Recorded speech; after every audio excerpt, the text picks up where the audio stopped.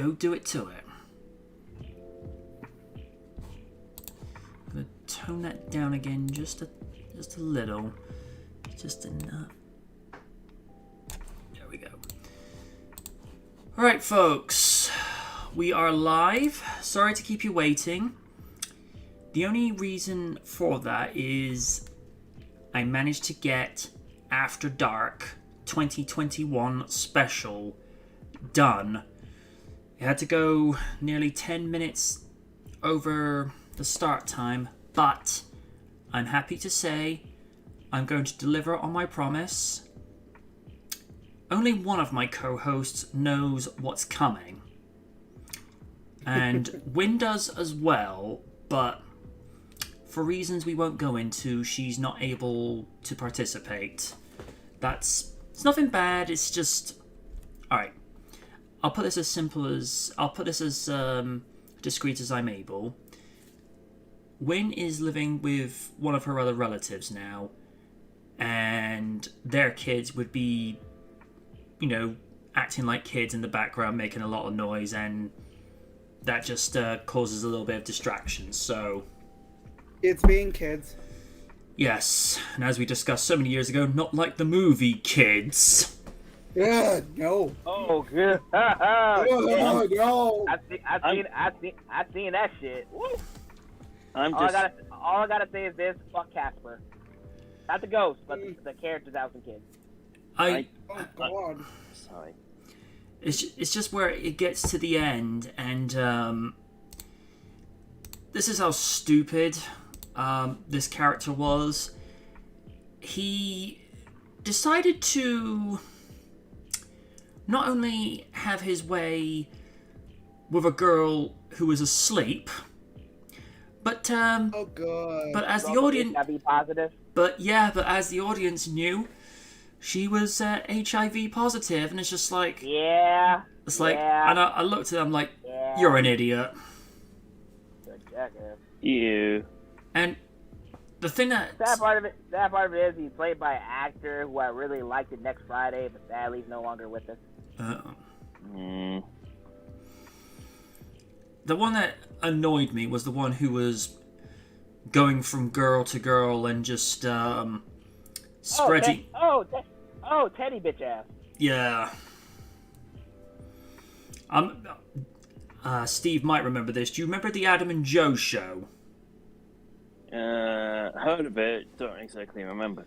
They did their own parody version called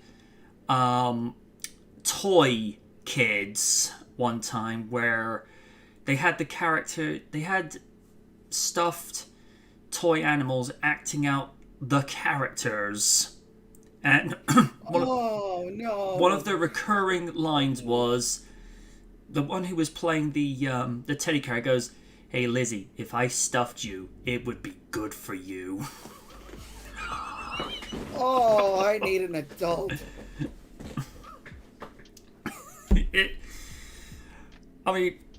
When you just take the parody for what it is, you can enjoy the humor and the symbolism, for want of a better word, but when you know the context of where it originates, you're like, oh, no. And of course, we know who was the producer for that movie, don't we? The one that Kaiji refers to as Butterball. Yes, him. Right, right. I will say this to those in the audience, and also for my co-hosts. It was kind of a 50-50 with the audio for the camera for this review, because I was able to record with little to no white noise being recorded. The only problem was the volume on the playback on the computer was non-existent, so I had to find a happy medium by tweaking the audio and actually raising the camera's audio, but then in turn the white noise returns. So it managed to sort of strike it at a level where the score will kind of drown it out enough, but the best way you're going to be able to enjoy it all around is if you have your headset on. And I will put that in the description for when it goes live tomorrow, because, you know, it is what it is. And given that this is Halloween night, I'm not going, you know, as anything over the top. I'm just wearing a Batman t-shirt with a Batman belt buckle because, you know, keep it simple. I'd go as Michael Knight, but my hair doesn't quite have the same bouncy effect as Hasselhoff did in the 80s. And there was one episode from season 2 called Brother's Keeper. If I'm able to,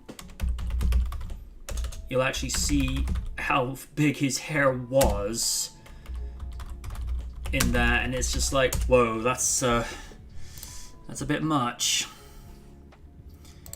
Hang on. Right, fine. You know what? It's easier if I just try and save it. Let's see. Straight to documents. Right. Yeah, that's how big his hair was in season 2.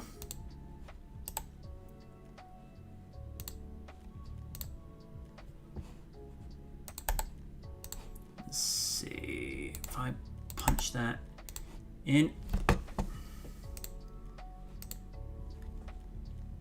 You guys able to hear me at all? Oh, it's doing the thing. Say something now. Something. Okay. Yeah, I think eventually I'm going to switch to a Bluetooth headset and what have you, because this is just getting ridiculous. The only way I can describe this, whenever I have to plug my headset in, I have to have the opposing 3mm jack in halfway, just so I'm able to hear you. I'm able to hear the music just fine, but with Discord, I'll see your icons flashing up, but I won't hear you. It's weird. I don't know. But anyway, back onto this whole topic. It was never, like I say, my hair has never been that big, and there was one point where his hair was probably an inch thicker, if that's at all even possible. Make of that what you will. Right. Let's see. Let's see. Oh. This news is actually going to concern Lydia. Oh, really?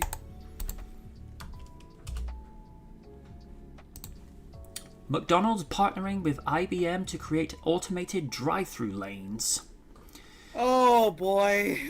McDonald's has entered a strategic partnership with IBM to develop and deploy artificial intelligence. Raiden's like, Skynet, Skynet, Skynet, Skynet, Skynet! No.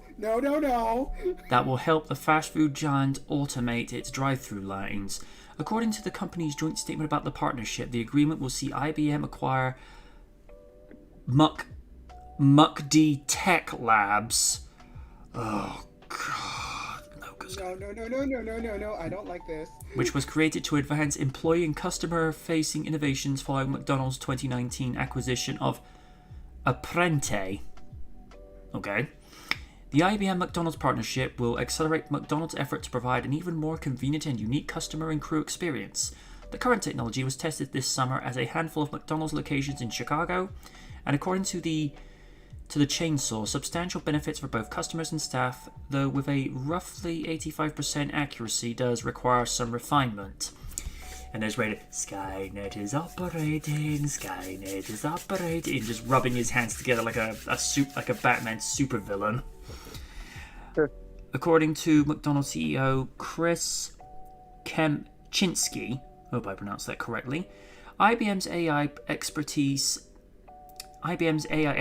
thus makes the ideal partner for the fast food chain. In my mind, IBM is the ideal partner for McDonald's given their expertise in building McDonald's' expertise in building AI-powered customer care solutions. Their expertise in delivering burgers and serving fries. No offense, Lids. Untaken. During an earnings call last week. At this point, a timeline for these AI-powered customer care solutions isn't known, though the acquisition of MuckD Tech Labs by IAM is expected to close in December 2021, subject to regulatory approvals and closing conditions. Additionally, the test this summer also showed that human employees do have a bit of a learning curve when it comes to working with AI-powered systems. Yeah, we don't trust them! No! One of the things we've learned in our 10 restaurants that we've done is how do you train a crew to actually not to jump in as soon as they hear a question or pause, Kempczynski told Nation's Restaurant News earlier this year. We've had to do a little bit of training of just to keep your hands off the steering wheel, let the computer do its work. Okay, the only AI car I would ever trust is Kit. Anyone else? No. As for Bender? Okay, we allow Bender. Yeah, just as long as he doesn't kill us. And drinks. Yes. That too. Or if he sees some female bots. Yes, I know that was terrible. Or Amy. Oh, yeah, that was a thing. As for concerns that automation could go further than the drive-thru, that's something that Kempczynski addressed earlier this year as well, explaining that those levels of commitment would be cost prohibitive, at least for now. Most of these things are not ready for prime time, nor would they be ready for prime time over the next 5 years or so.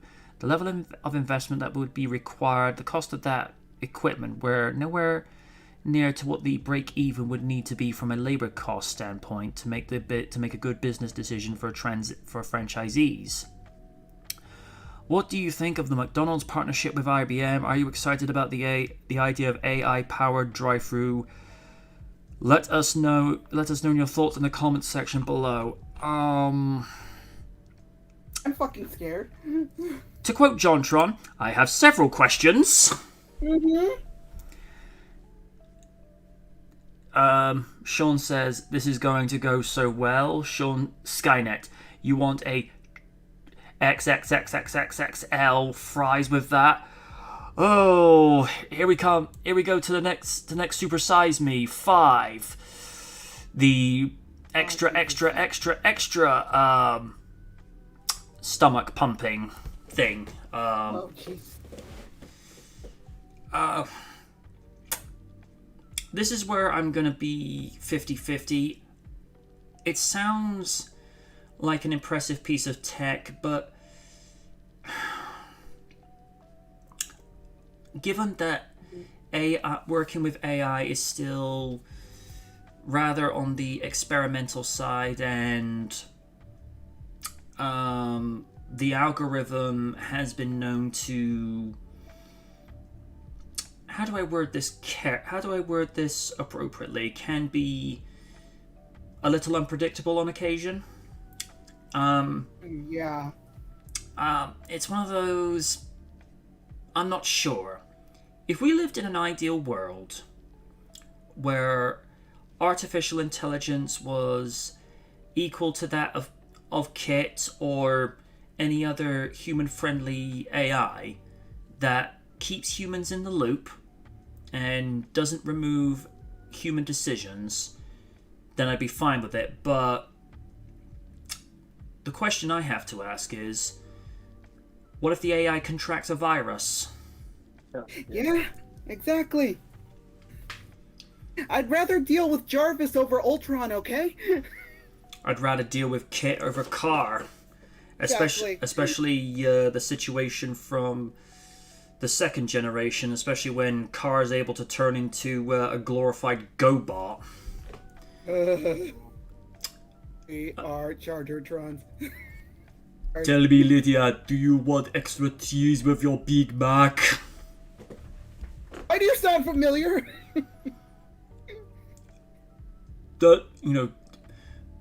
does Mr. Rakaku want extra ketchup? Ketchup? Shh!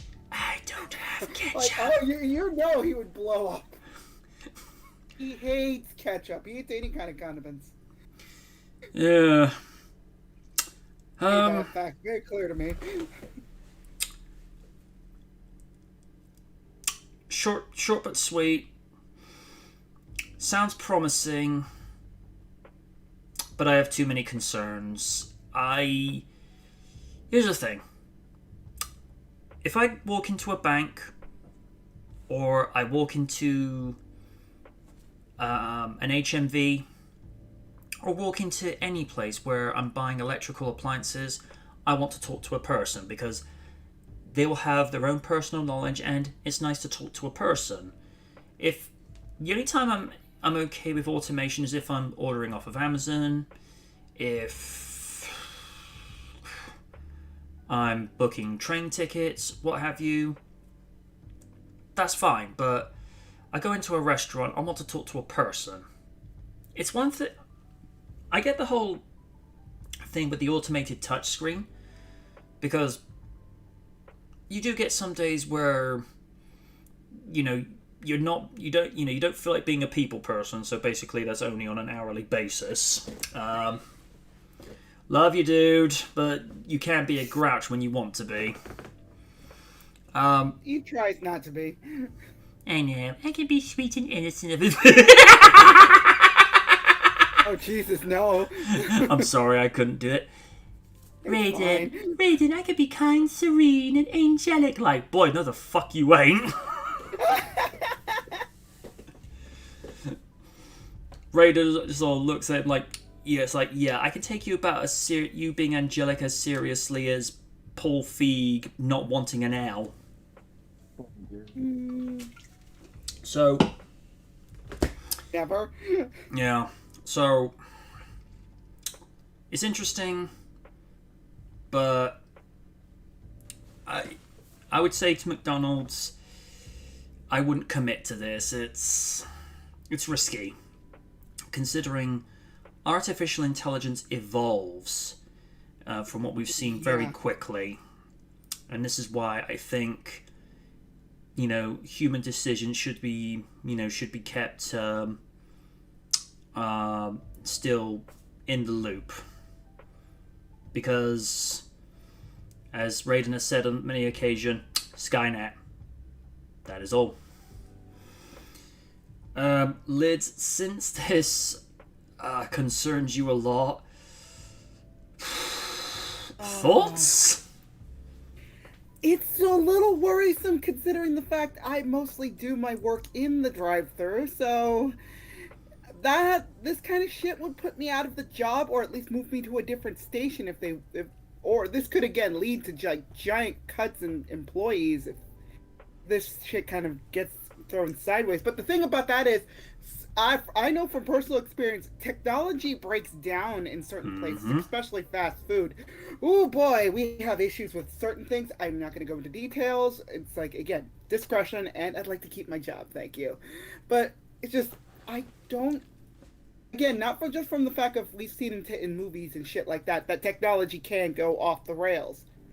Just don't trust it. It's like, you're going to trust something like that to give you your food. I'm like, no, I'm sorry. I no. Also, yeah, again, it would put a lot of people out of the job if they think, oh, we can replace everything with machines. I'm like, yeah, that's not going to work out badly. But again, what do I know? And also, they go and say, oh, let the AI drive your car. What if somebody pulls up? What if somebody pulls up in, say, a 67 Mustang that has no AI on it? What then? Ooh, good point. Did somebody squeal just a second ago? No. No. That's weird. I can only hope that's Discord just getting its wires crossed. That's weird. Yeah. I don't know. Steve, your thoughts?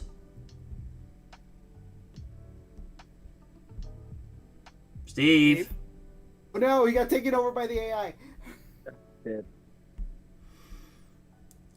Steven. You there? Steve. Oh. Oh, he's having issues with Discord. There he goes. Hello? There you are. There we go. Right. Sorry, messing up. Steve, your thoughts on the idea of McDonald's partnering with IBM to create automated drive-thrus? I just think they're rushing into something without considering the whole ramifications. I mean, there's certain variables you've got to take on board, plus the amount of people that you could be throwing out of work. Exactly.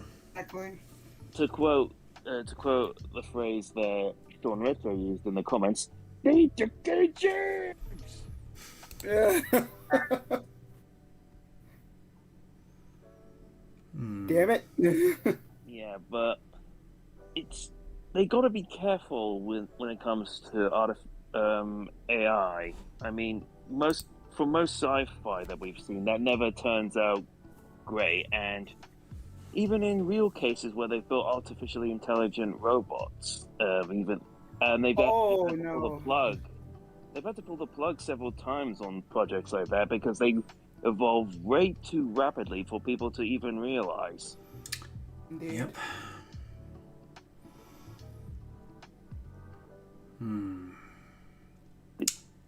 I just say be cautious.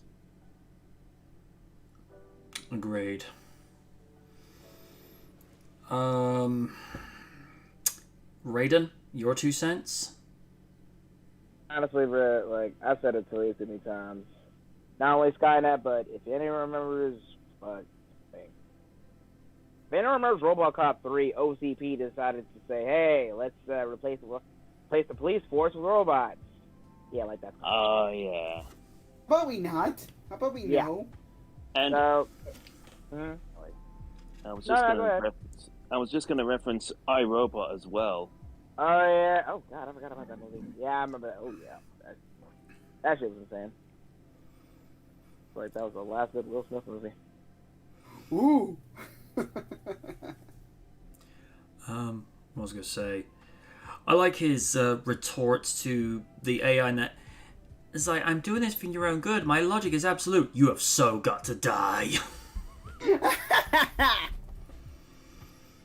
Oh wait, never mind. There was I Am Legend. Forgot about that one. Oh yeah, Any- I actually like that movie. Continue. Anyway, yeah. Fiction, non-fiction, whatever. Like, even in the real world, with automated AI, you know shit that's going to go haywire instant. Because little secret, we're kind of dumb. We kind of are. I'm just saying, like, this could work in theory, but yeah, I don't know about that one. Guys, you really want to start with shit? Guys, imagine this shit happens in the ghetto. Oh fuck! Someone go come in there and might lose their life because of this automatic voice system. I'm just saying. So yeah, this is. I'm looking at it with two sides.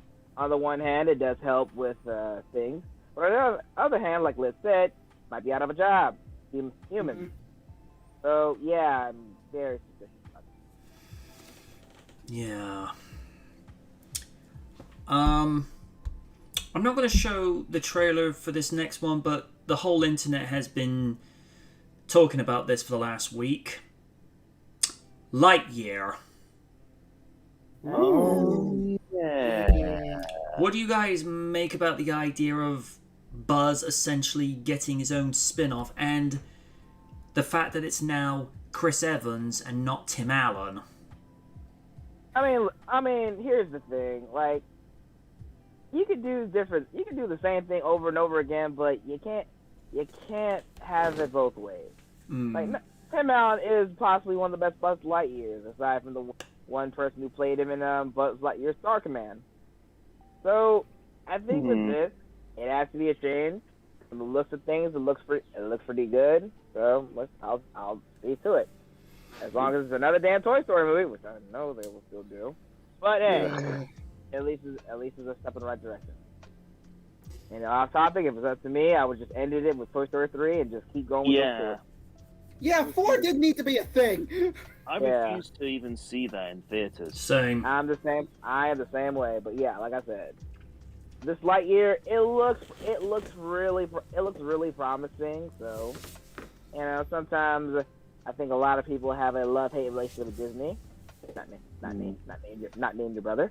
But yes, yeah, I'm looking forward to it a little bit because half the time, if it's some Disney movies I don't care about, I might see it as like, okay, this is cool. Like, for example, like that movie Luca.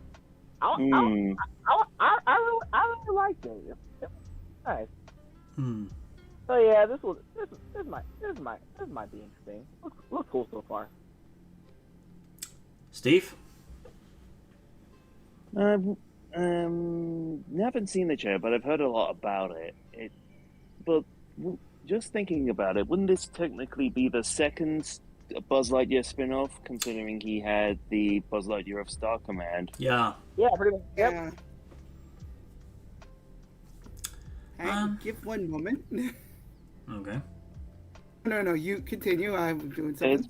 Okay. Because I think they originally did the first 2 episodes as a pilot movie, which had Tim Allen voice him in kind of like the joined TV movie, and then from then on in the TV series, he was voiced by Patrick Warburton.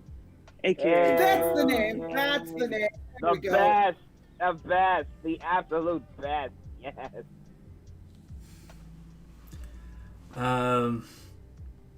He's always going to be either Cash Tankinson or Joe Swanson. And Kronk.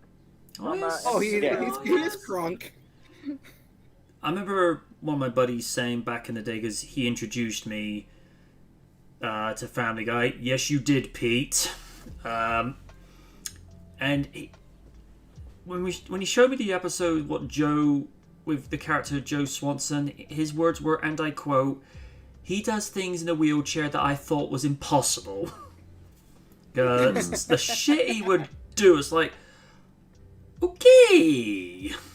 Also, Brett. Oh God, the way he though, I gotta give Patrick Warburton his flowers on how he cries. Oh my God. I love the part. It's like he was making matey calls or some shit.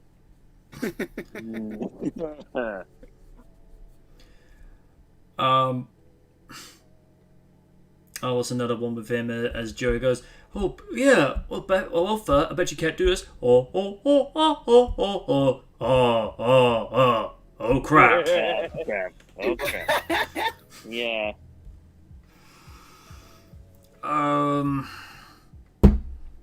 Lids, your thoughts?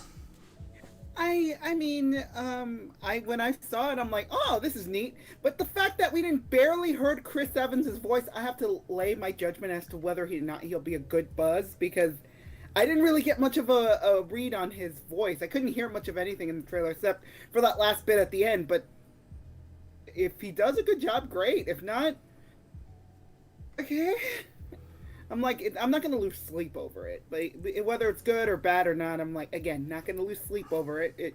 It'll be interesting, but like, from the vibe I got from the trailer, it's just like, oh, so this is what Andy sees in his imagination. Good to know. Because that's what it felt like to me. Like, this is basically Andy's imagination just turned up to 11. This is what he sees. Man. Yeah. Andy's now in college, so it's like, fuck it. I think you just probably make a making a story about it, a comic about it. So, I mean, that's fair. Yeah, he left the stories to Bonnie, but you know, he still got the nostalgia feel to him. Also, the meme joke that I've been hearing, oh, this is where Captain America is. He's on the moon. That's a joke to Falcon and Winter Soldier, if anybody's seen that show. I do like the fact when they did Toy Story 3, they got the original voice actor that played Andy in the first movie to come back and, you know, close things off full circle. I totally didn't cry at the end of that movie. I totally didn't cry. No. No, neither did I. I just had something in my eye, that's all. Yeah, someone was just chopping onions. It's fine. Dang those onion ninjas. Dang it. Those onion rogues rolled nat 20s on stealth. Raiden, aren't you in league with them? Wait, what now? The onion ninjas. Kinda. I don't know. It's okay, we won't judge you for it.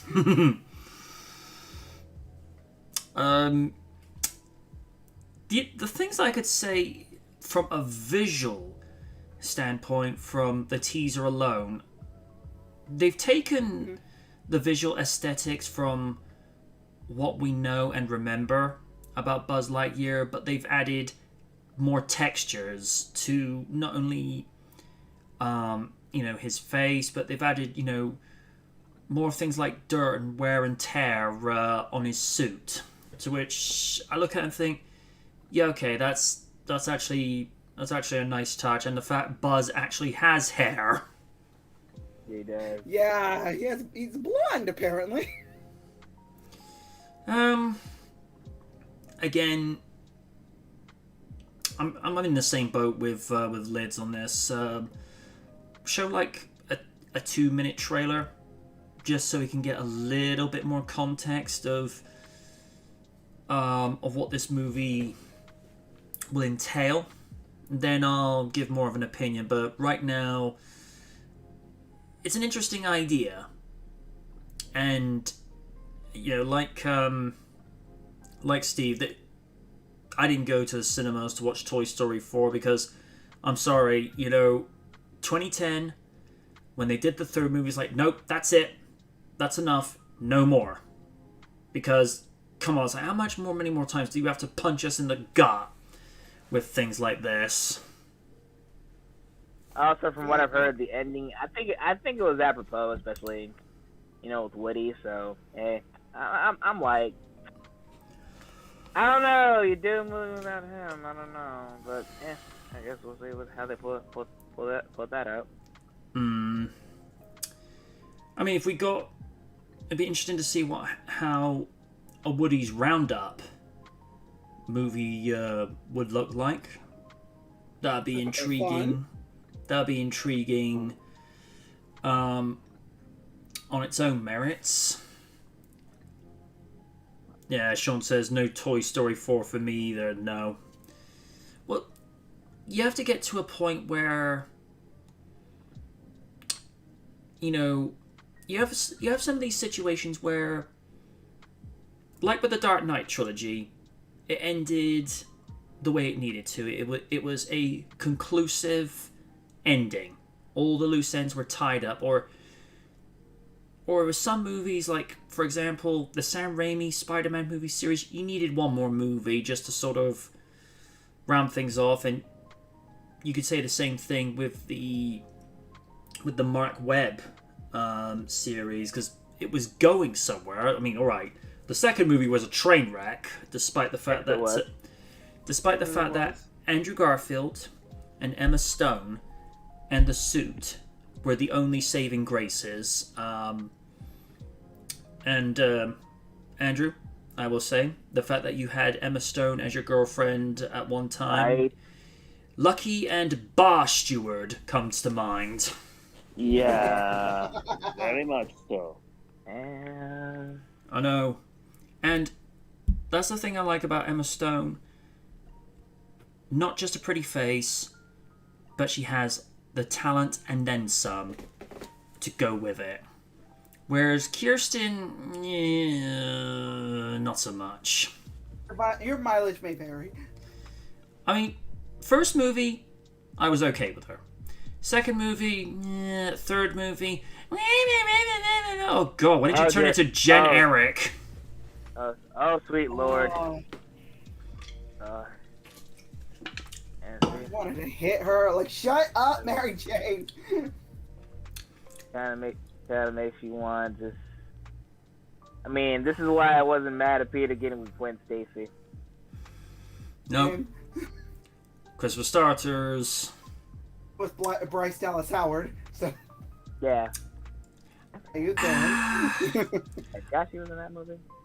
She was. I felt like maybe she could have been given a little bit more material, because I felt like her character was going somewhere in that.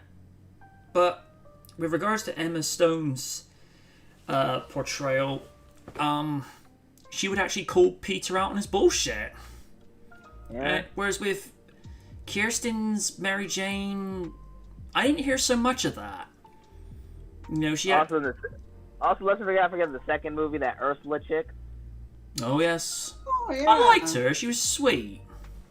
It's baked him a cake and all that. I know. When I say...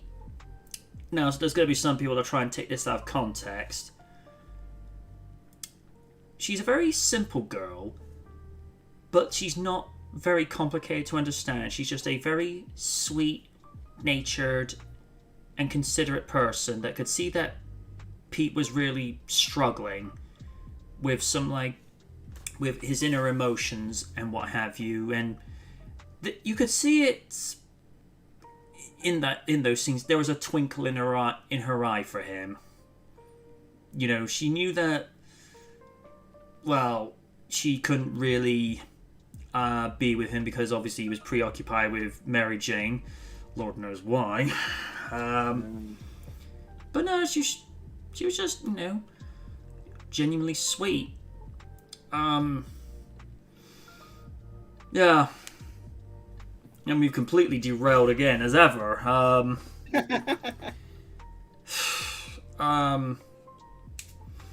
As for the quote MJ from MCU Spider-Man, no the fuck you ain't. Yeah, let's not talk about that. Mm-mm. Here's what I'll say. Here's what I'll say with regards. I thought in the second movie she was at least less obnoxious. I'll grant the lady that. Yeah, she was really, like, obnoxious in the first movie. I'm like, she was trying way too hard to be like, oh, look at me, I'm standoffish. Like, are you trying to be, like, the opposite of what Liz was? Because that's, like, this isn't working for me. This is a little abrasive. Just please stop it. And I like Zendaya, but still. Yeah. To be honest with you, I thought Liz might have been a decent fit, but I found... Yeah, I liked it. Yeah, she was okay. Yeah, I liked her. I found with her... How to word this? She was somebody who played by the rules, but she was somebody who wasn't afraid to break the rules when she said, oh, we're going to go sneak into the pool. And I'm like, okay. And here's the interesting thing. The actress who played her, when they cast her for that part at the time, she was actually approaching 30. Wow. Oh, wow. I mean, listen. It's no surprise that, you know, Hollywood is known to get a lot of kids who looks like the teenager, but they're like in their 20s and 30s. Like for example, like I'm sorry, there's that one movie where Reese Witherspoon and Mark Wahlberg in this movie, I think it was called Twisted or something like that, where Mark Wahlberg was crazy as a crazy stalker boyfriend. Oh, no, it was called Fear. Fear, yeah, thank you, Fear. Okay, and they had Reese Witherspoon at 16, but in reality, I think she was like 20. Huh. I mean, to be fair, the way they played it out, they did make her look like 16, but like, come on, the way. Okay, listen, I'm not being perverted, but come on, the way she looked, you can damn well she wasn't 16. I'm just saying. She was jail bait, but she wasn't jail bait. Yes.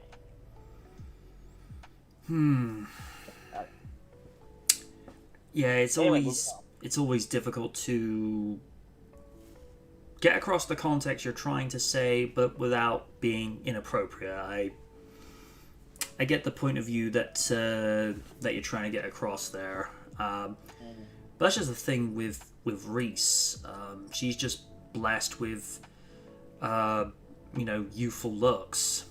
And the same thing with Debbie Gibson. I mean, she has aged, but even in her late 40s, early 50s, you'd swear blind she was mid to late 30s.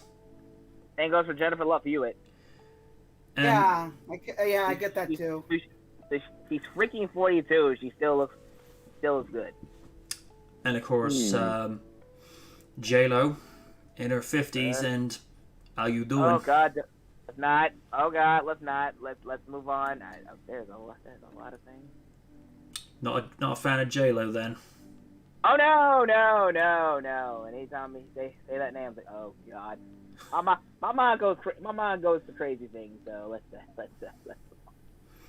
Of course, she was in that one movie where she's like a. Talk about Boy Next Door. Yeah, I remember that. Oh man. Listen. The guy playing that, and I'm using air quotes here, 19-year-old kid. God, I wanted to be him.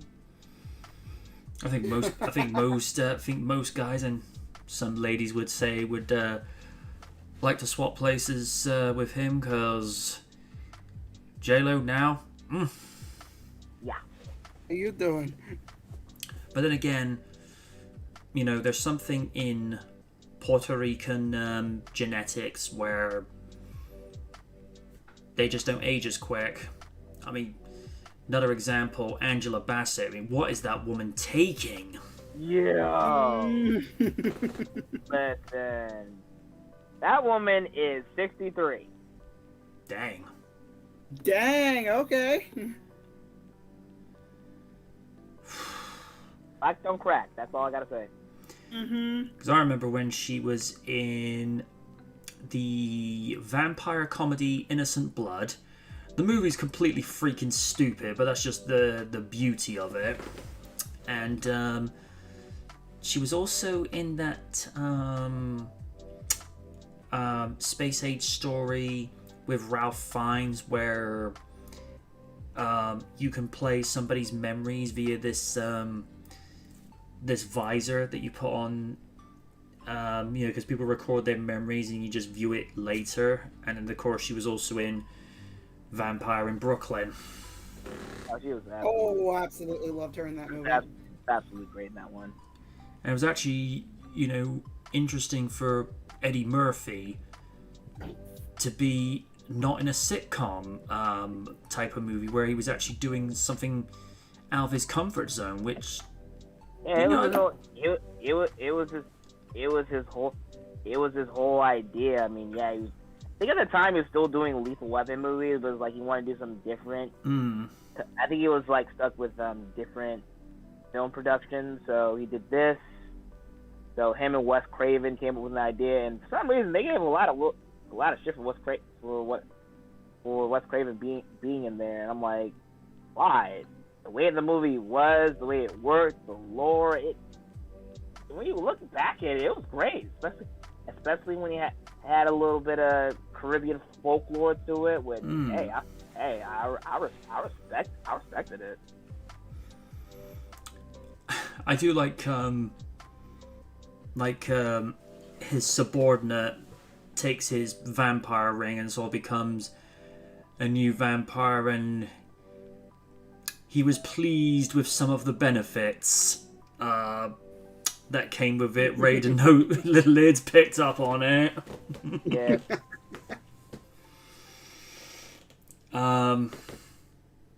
But yeah, the other thing that showed up, I did see the teaser to Revelations Part 2. Oh, wonderful. I need a drink. Why? Raiden. Why they gotta keep making generic tail a thing? I don't want to deal with that shit. Raiden. Tatiana Arnie in a bikini. Hey, you got me back.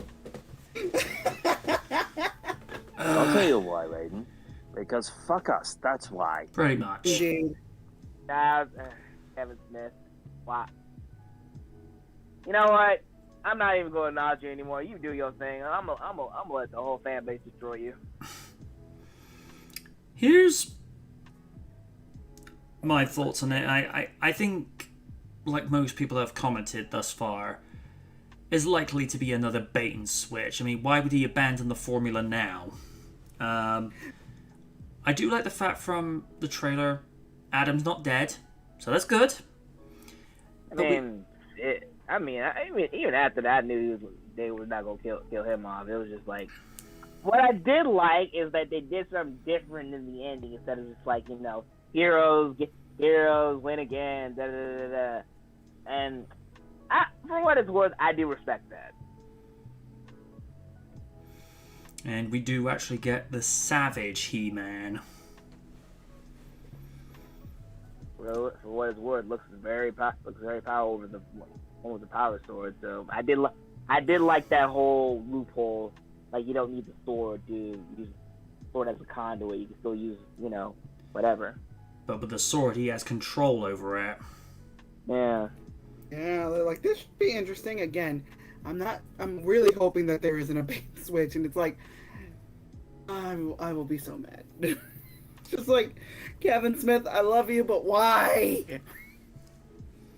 And here's the thing with regards to casting.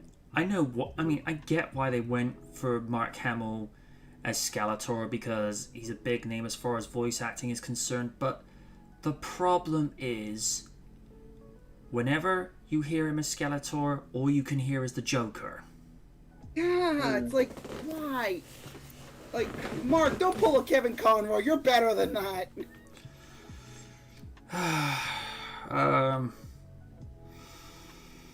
That's right, I said it. I mean, in part one, Conroy was phoning his lines in as Merman's like, I'm Merman. You won't cross me again. I'm like, dude. Oh, hi, Batman. Oh yeah, right. I forgot you voiced him. Honestly, I'm just waiting for more friggin' Jason Mewes as Stinkor. And of course, they went and got Kevin Michael. And of course, they had Kevin Michael Richardson as Beastman, and Raiden's like, of course he is. Oh, man, listen. Y'all know the guy is a chameleon when it comes to stuff like this, so I respect it. Oh, yeah. And so far, he's the only African-American voice actor to have voiced the Joker, and did it excellently, I might add, as well. Oh, yeah. He The did Batman. really good in that. Yeah. He did really good in that one. I do love that he gave it like his own little twist. It's not just like the same thing. Yeah, it's like it's like it was different. I respect it. It's just like when he goes to certain places with his voice, and the facial expressions just reflect it. It's so well done. And it's weird hearing Clancy Brown as Mr. Freeze when we've heard him for so long as Lex Luthor. It'd be like, let's think about it. It'd be like Jaleel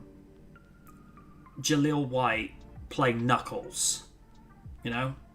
It's not to say it's not to say he can't do it, but it's one of those. Okay, that's a bit out of left field.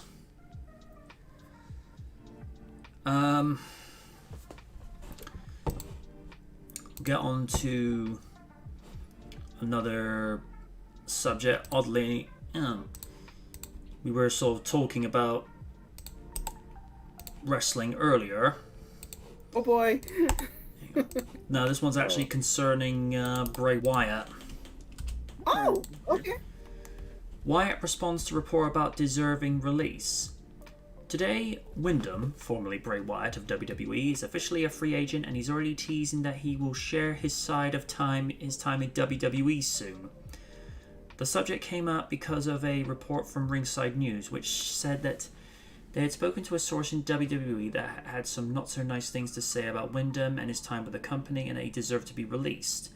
Wyndham took to social media to address and called out 2 people with WWE that the opinions seemed to emanate from. Wyndham first replied to the post on Twitter with a gif of The Rock rolling his eyes, but he wasn't done. He then replied again, calling out 2 familiar names. Wyndham wrote, "Now that we have Johnny and Bruce's opinion, I would like to share mine soon. Hashtag Cult of Wyndham, Cult with a K."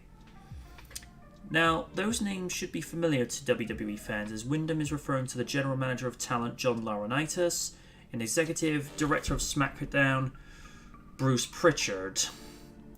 It seems Wyndham feels this either comes directly from them or at least echoes their sentiments, and he seems to be teasing he will be sharing his own details on what happened and his time with WWE soon. This is easily one of the most anticipated interviews over the next few months, as it was truly a shock to the man when WWE released Wyndham. His Finn character was still quite over despite some bad booking decisions. With WWE, bad booking decisions is an everyday occurrence. And he was one of the most creative and out-of-the-box talents in WWE. The last time Wyatt was on TV was WrestleMania, where he was screwed over by Bliss and her emerging powers during a match with Randy Orton, which, from what I understood about that match, glorified squash match. Yeah. That was stupid. I'm sorry. Oh my I remember watching that with Oni, and it's like, what the fuck just happened? Many expected him to return at the next pay-per-view or in a few months, but that never happened. Instead, he was released, and now he's on set to start a new journey. As for where he will start that journey, we're not sure yet, but all eyes are on Impact Wrestling and AEW, as those are the most likely destinations. Where do you want to see Wyndham go? Let us know in the comments below. Or as always, you can talk things all wrestling with me on Twitter at MattAguilarCB. Okay. Here's the thing. I've never been the biggest admirer of the Bray Wyatt character, especially the whole stuff with The Fiend. It's just not been my cup of tea. I don't shy away from the fact the guy is extremely talented and has passion for what he does. I mean, the stuff that he did as Bray Wyatt when he first came in, acting as this cult-like swamp zombie. You bought into the fact that, he is actually Bray Wyatt. I think my brother described him as a carny dude love. What? Yeah. Even though his inspiration was someone completely different. Well. Yeah, I definitely say the, Well, when I've heard the name, but when we did the reaction and review to SummerSlam 2013, that was his first exposure to the Wyatt family, and he goes, right, so we've got a carny dude love coming down to the ring with a tinky torch. Oh my god. His words, not mine. oh jeez. And oh great, now I can't see that.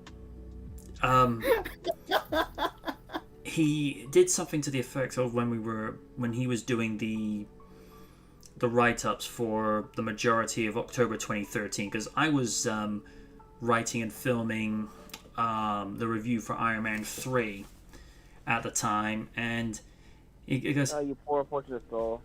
It was either that or watch Raw.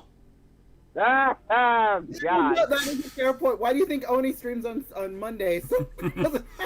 Jesus Christ. He said something to the effect of, the usual stick goes like this. Step 1, lights out. Step 2, light lantern. Step 3, we're here. Step 4, blow out lantern. Step 5, talk in this really deep philosophical, it's really not. Step 6, watch Beavis and Butthead go in a club or a ring. Step 7, going to do the soup de gras, step 8, repeat everything next week, and huzzah! And I go, so says the mighty one. Oh, yes. Yeah, he was never fully invested in the Wyatt character, and it's like I say, it's not a case of outright disliking the character. The character just wasn't meant for me.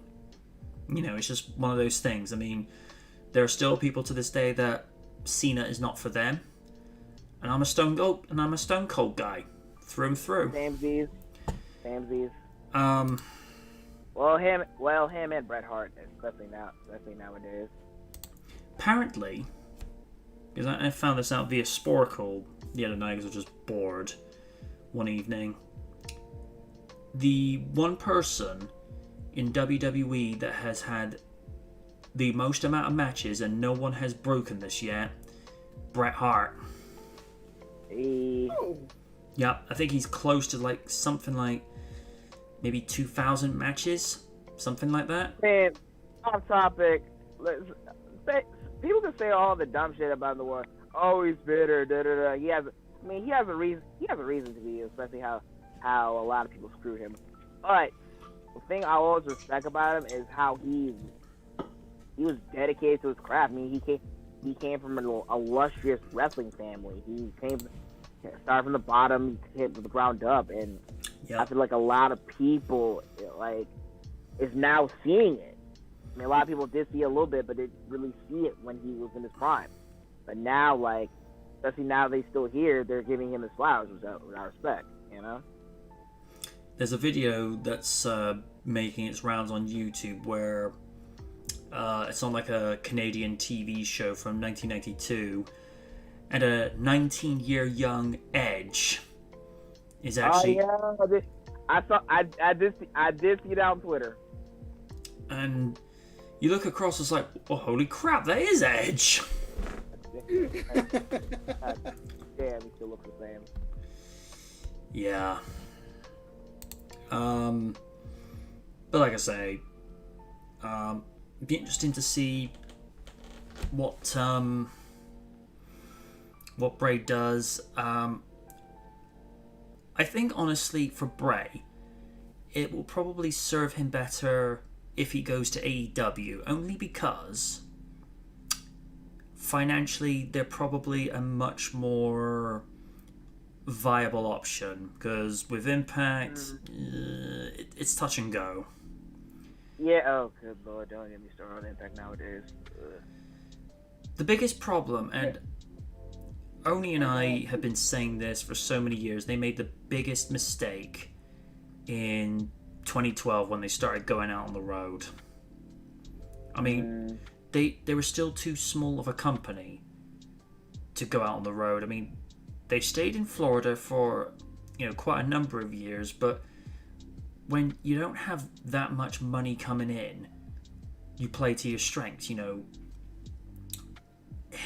It comes down to this: if you've only got, say, $18 million to make a sci-fi movie, then you make the best movie that you can on $18 million. You just choose to be... I mean, the thing is with Impact, especially nowadays, it's just they stay in the same places where they usually go on the road sometimes, like Vegas, Canada, Tennessee, New York. Especially after when they've done the pay-per-views in that set city, they stay there for a bit, and then they go to another one where they stay the course. And I honestly, for me, it was a great strategy. But I feel like nowadays, and sometimes they still be consistent, but I feel like, I don't know. For me, I feel like they can never replicate 2018, because I feel like that was aside from 2016 with Broken Matt Hardy and the Brilliance and all that. 2018 to me, that they can never break that if they can't get in their own way. If you get my drift, Yeah. And Bray is not the only person that had a few choice words to say about WWE staff. I was watching one video earlier this afternoon. 10 superstars that McMahon legitimately hates, and Oh yeah, Gail Kim was one of them. Oh, good. Yeah. they Gail Kim. Oh, Gail Kim despises WWE.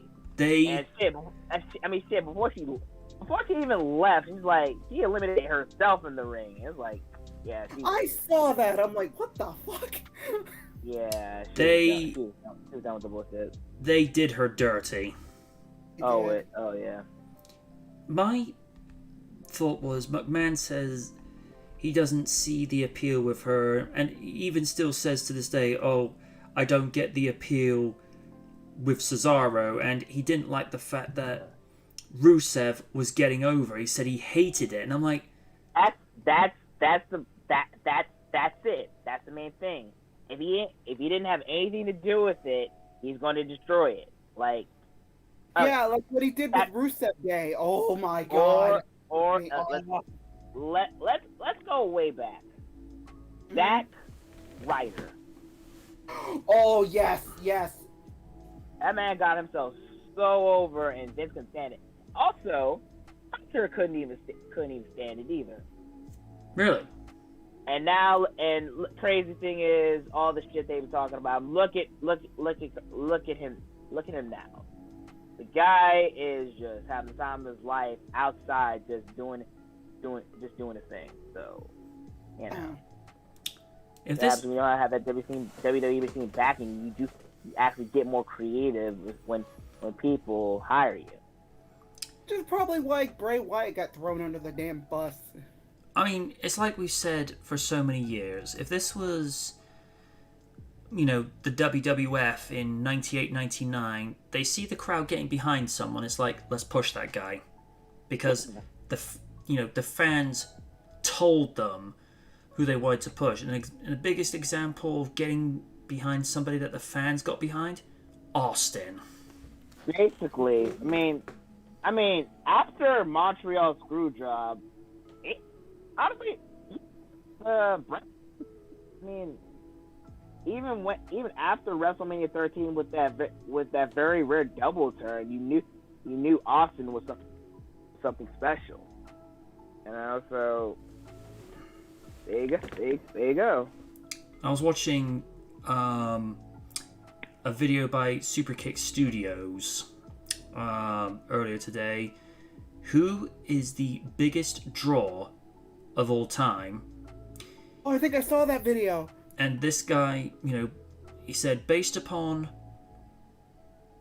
the person that drew the most amount of money, I said it wasn't Hogan, it wasn't Taker, it wasn't Cena, it wasn't Reigns, but the person who drew the most amount of money in the shortest amount of time and didn't outstay his welcome, Austin. I mean, it's academic. I mean, listen. Only can deny this all we want off topic, but Hogan in his era was the dominant. Yep. And of course, Austin, like, the guy was the face of the Attitude Era. He was everywhere, and I mean everywhere. Like it's like I said, academic. Austin was possibly one of those biggest draws people love. I mean, and here's a little excerpt from a YouTuber by the name of Kicking It with Ross. When you hear that glass shatter, people go crazy. It's not because of force. It's that people legit love the guy. Yep. Also, JR sells it well. Like, Oh yes. like for example, when the alliance attacked shit, and when the glass shattered, oh, there goes Austin. Oh, he's talking. Oh, he's walking. Like, you're not gonna get that from anyone other than JR. Oh yeah. Or when he made go on. Or off topic, whenever Triple H does something dastardly, JR goes crazy. That son of a bitch, he screwed Austin. Damn Triple H. I'm like, yeah. extra victory. Oh God, that shit is dumb. That shit is so funny. I've been watching that shit way too many times. He's gonna run hell. He's gonna run.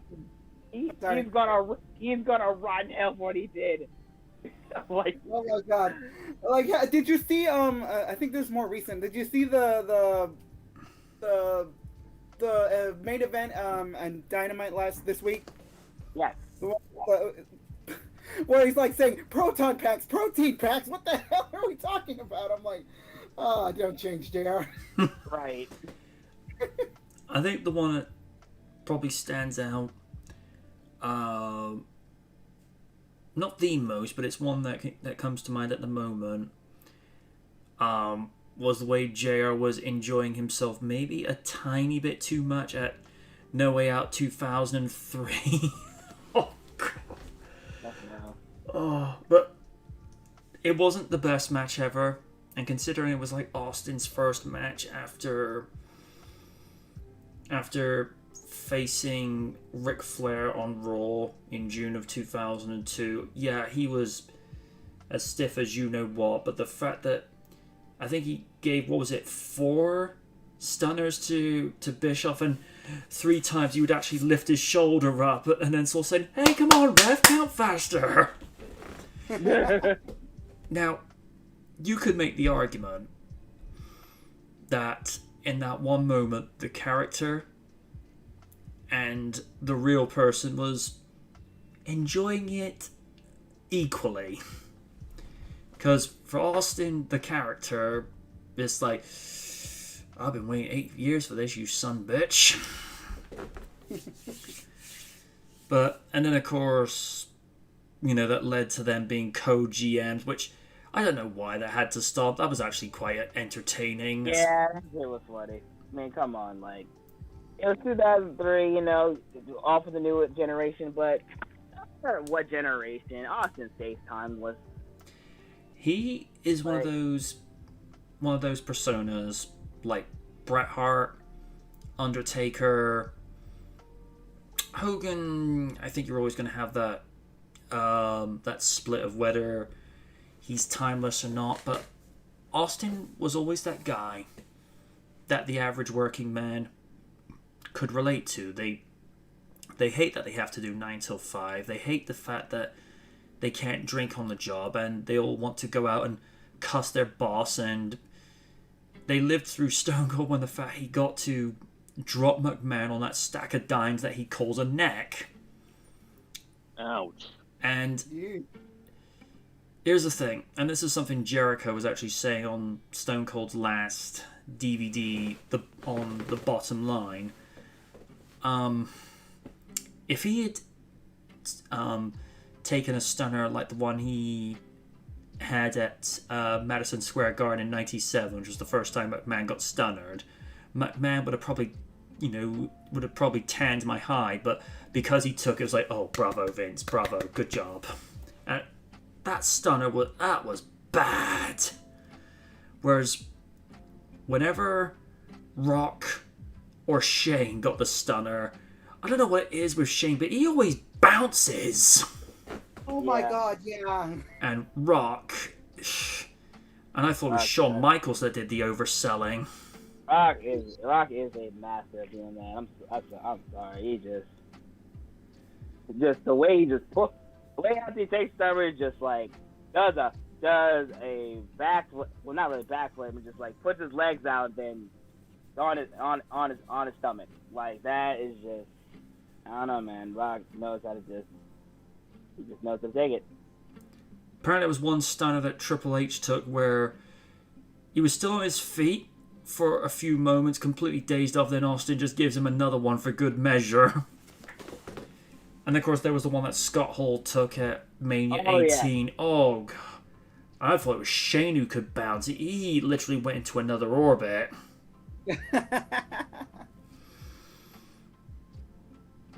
But nah, I think that's probably like the most favored move of any wrestling fan, whether it's seeing it by a wrestler or seeing it in a video game. It's like, can I do the stunner? Ah, yes.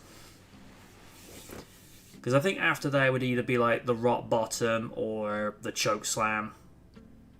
Reasonably simple moves, but then you get people that try to do the Styles Clash or do the Last Ride or the Tombstone. I mean, very iconic moves, but the stunner, kick, gut, chin, gone. And apparently in ECW it was known as the 2x4 Under Armour Chin Buster. Also the Whippersnapper by Mikey Whipwreck. Only reason I know that is because my buddy Pete had the only game from ECW on the Dreamcast back in the day, and Anarchy Rules? yeah. And he, when he was doing the stunner, it just refers to it as the 2x4 Under Armour Chin Buster. Or was that the pedigree? It might have been the pedigree. Gone way off topic. Lids, your thoughts about the way Bray was treated, and what do you make of what he'll actually say soon regarding his release?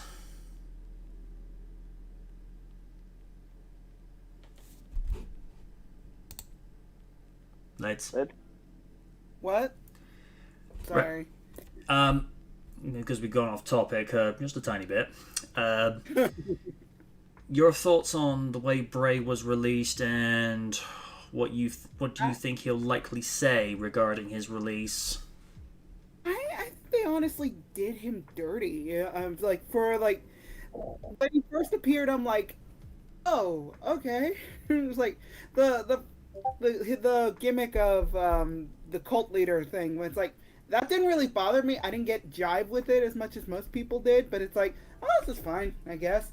And then when he kind of redid his gimmick as the TV host / demon thing, I don't know how to describe the Fiend, but it's like, when I first saw the kid show guy, I'm like, what the fuck are they doing? And then when I saw the Fiend, I'm like, oh, that's what we're doing. Okay. Just completely threw me. I'm like, okay, that's what we're doing. All right, let's do that. To the point where the whole shit actually freaked Oni out, to the point where what the fuck is this shit? I know, right? It's it's good. I think that's something that he did that they couldn't touch. But then when they decided to fucked it up really hard. I'm sorry, when they added Alexa Bliss into that, I was like, okay, when are we getting to the part where she gets unexercised and we end this stupid thing? Okay. Oh, she's stealing his demon powers? Okay, I guess we're doing that now. That legitimately made me angry. I'm like, this is his thing. And I'm not saying that this was her fault, because it absolutely wasn't. And he says this was not her fault. This was Creative's fucking decision to do that stupid bullshit to him and ruin the character. That was them. From what I think the rumor I'm hearing is that Mania, that wasn't Bray underneath the mask. That was his brother Bo. At least that's what I'm hearing. I'm like, oh, he didn't want to freaking do that. Okay, I can see why. But I hope he does better. I mean, if wherever he goes, I think he should go to AEW, to be perfectly honest, because look at what they're doing with Malachi Black. They're letting him do what he wants, and he is fucking scary. That's perfect. Yeah. Just imagine Wyndham facing out Malachi Black. That would be scary on scary shit. I want it, and I really hope they give it to me. Wherever he goes, he's gonna be fine. He doesn't need the bullshit of these morons who don't know what they have until it slips through their fingers, or they let it go. Whether it be the untouched old man or the yes men that are around him. Okay, I'm sorry. There, I said it.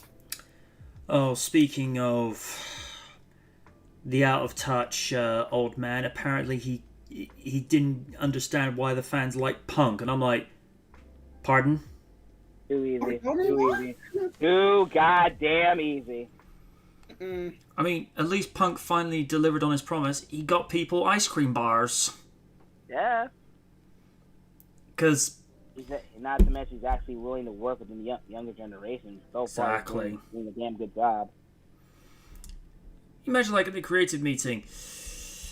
We need to put John Cena on the next cover of the WWE game. The fans want CM Punk. Nah, you want Cena. Sir, Cena's going over to be in Hollywood. Get Cena on Raw. He's unavailable for 2 months, sir. Doing a TV show. Can we get Cena to be in a remake on Raw of the father of the bride? Sir, have you been smoking the funny cigarettes? Why no, I smoked 2 Triple H's earlier. Steph, you need to do some of your photo. Why? He thinks he smoked 2 Steve Martins. Dad, what have you been doing? Nothing. I'm just sitting right next to the Pink Panther. And That's about right. And the Pink Panther, like, as the match first, like, don't look at me. This is about you, not me. Although the Pink Panther probably made better booking decisions at this rate. Yeah, you're not wrong. Imagine, like, Mr. Panther, yes. Who should we give title shot? Cesaro. Make him champion for 5 months. Raiden, yes! There is someone with sense. It's like, I don't know what he's like. Damn it, I don't know what this Pink Panther's talking about. I'm talking more sense than you, Grandpa. I'm not a grandpa. No, you're right. I apologize. Good. Great grandpa. Ooh.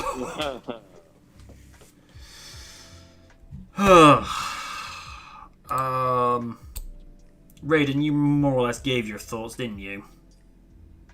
I didn't really. Go ahead.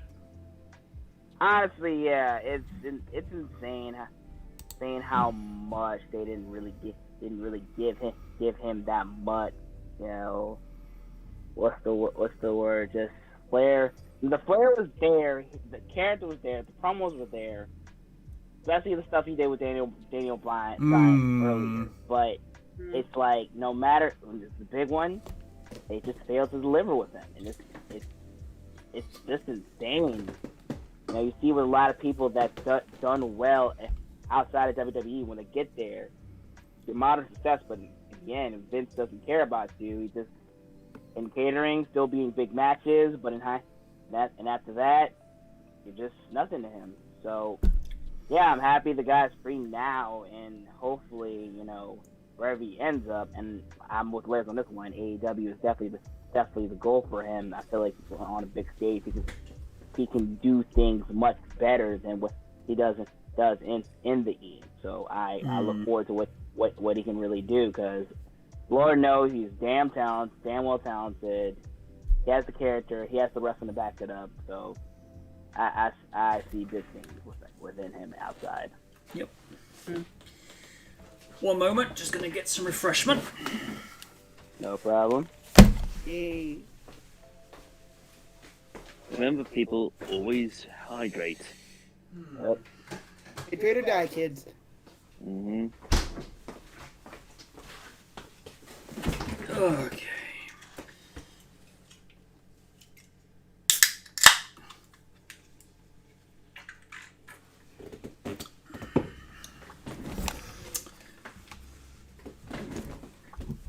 Alright. It's time to chill the music because, it's time. Ooh. Ooh, okay. Let's do this. Huh. Alright, load up. Oh good, it's not playing straight away, so that's a good sign.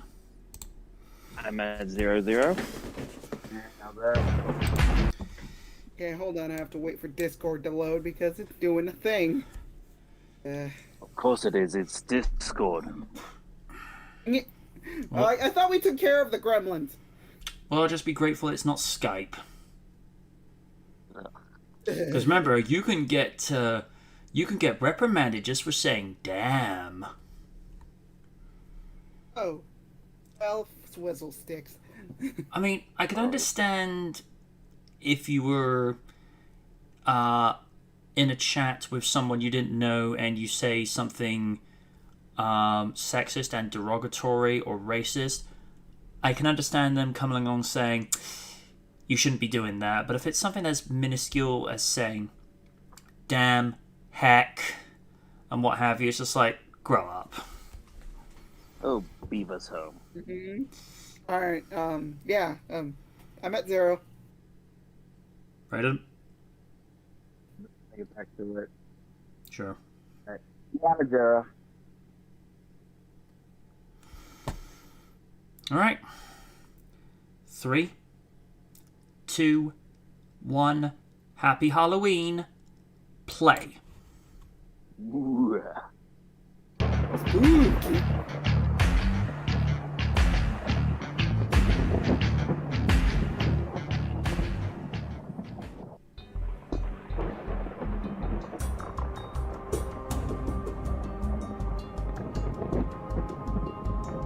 Ooh.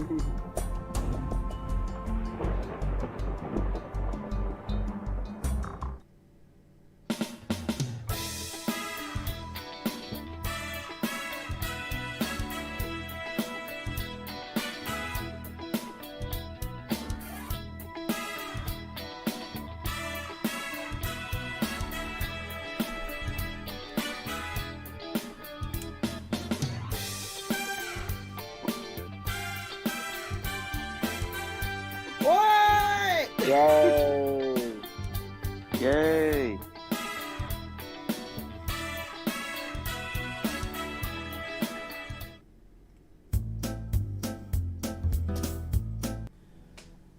Some 37 years ago, in the summer of 1984, the world bear witness to the world's first blockbuster. 3 of the best comedic performers of that time in Bill Murray, Howard Ramis, and Dan Aykroyd came together to deliver what is considered not only one of the best movies of the 1980s, but also the beginning of one of the best franchises of all time. And it also gave us one of the most iconic movie cars of all time. A must for the kids, Here, and here. even the big kids. Mm-hmm. The one. Guilty. How well does it hold up in 2021? Well, let's find out by asking this for the 37th anniversary. Who are you gonna call? The genesis of the Up the story feed comes busters. from Dan Aykroyd and his fascination of the paranormal. Never. His family had a history of being interested in the subject, and the idea for the movie came from when he read quantum physics and parapsychology in the Journal of the American Society for Psychical Research. The original idea would have featured Saturday Night Live alumni John Belushi as Peter Venkman and Eddie Murphy as Winston Zeddemore. Because of Belushi's accidental Whoa, death that in would have been 1982, weird. he approached his other fellow SNL alumni Maybe in Bill another Murray, universe. and he agreed to take Ah. Belushi's place. Ivan Reitman was approached by Dan Now I'm Aykroyd picturing to direct Eddie the Murphy role, saying, as he "Now that's a big would be twink." best suited to do so. Dan Aykroyd's original script treatment of the movie Now that you was say much that, I more actually can. serious and scary in tone.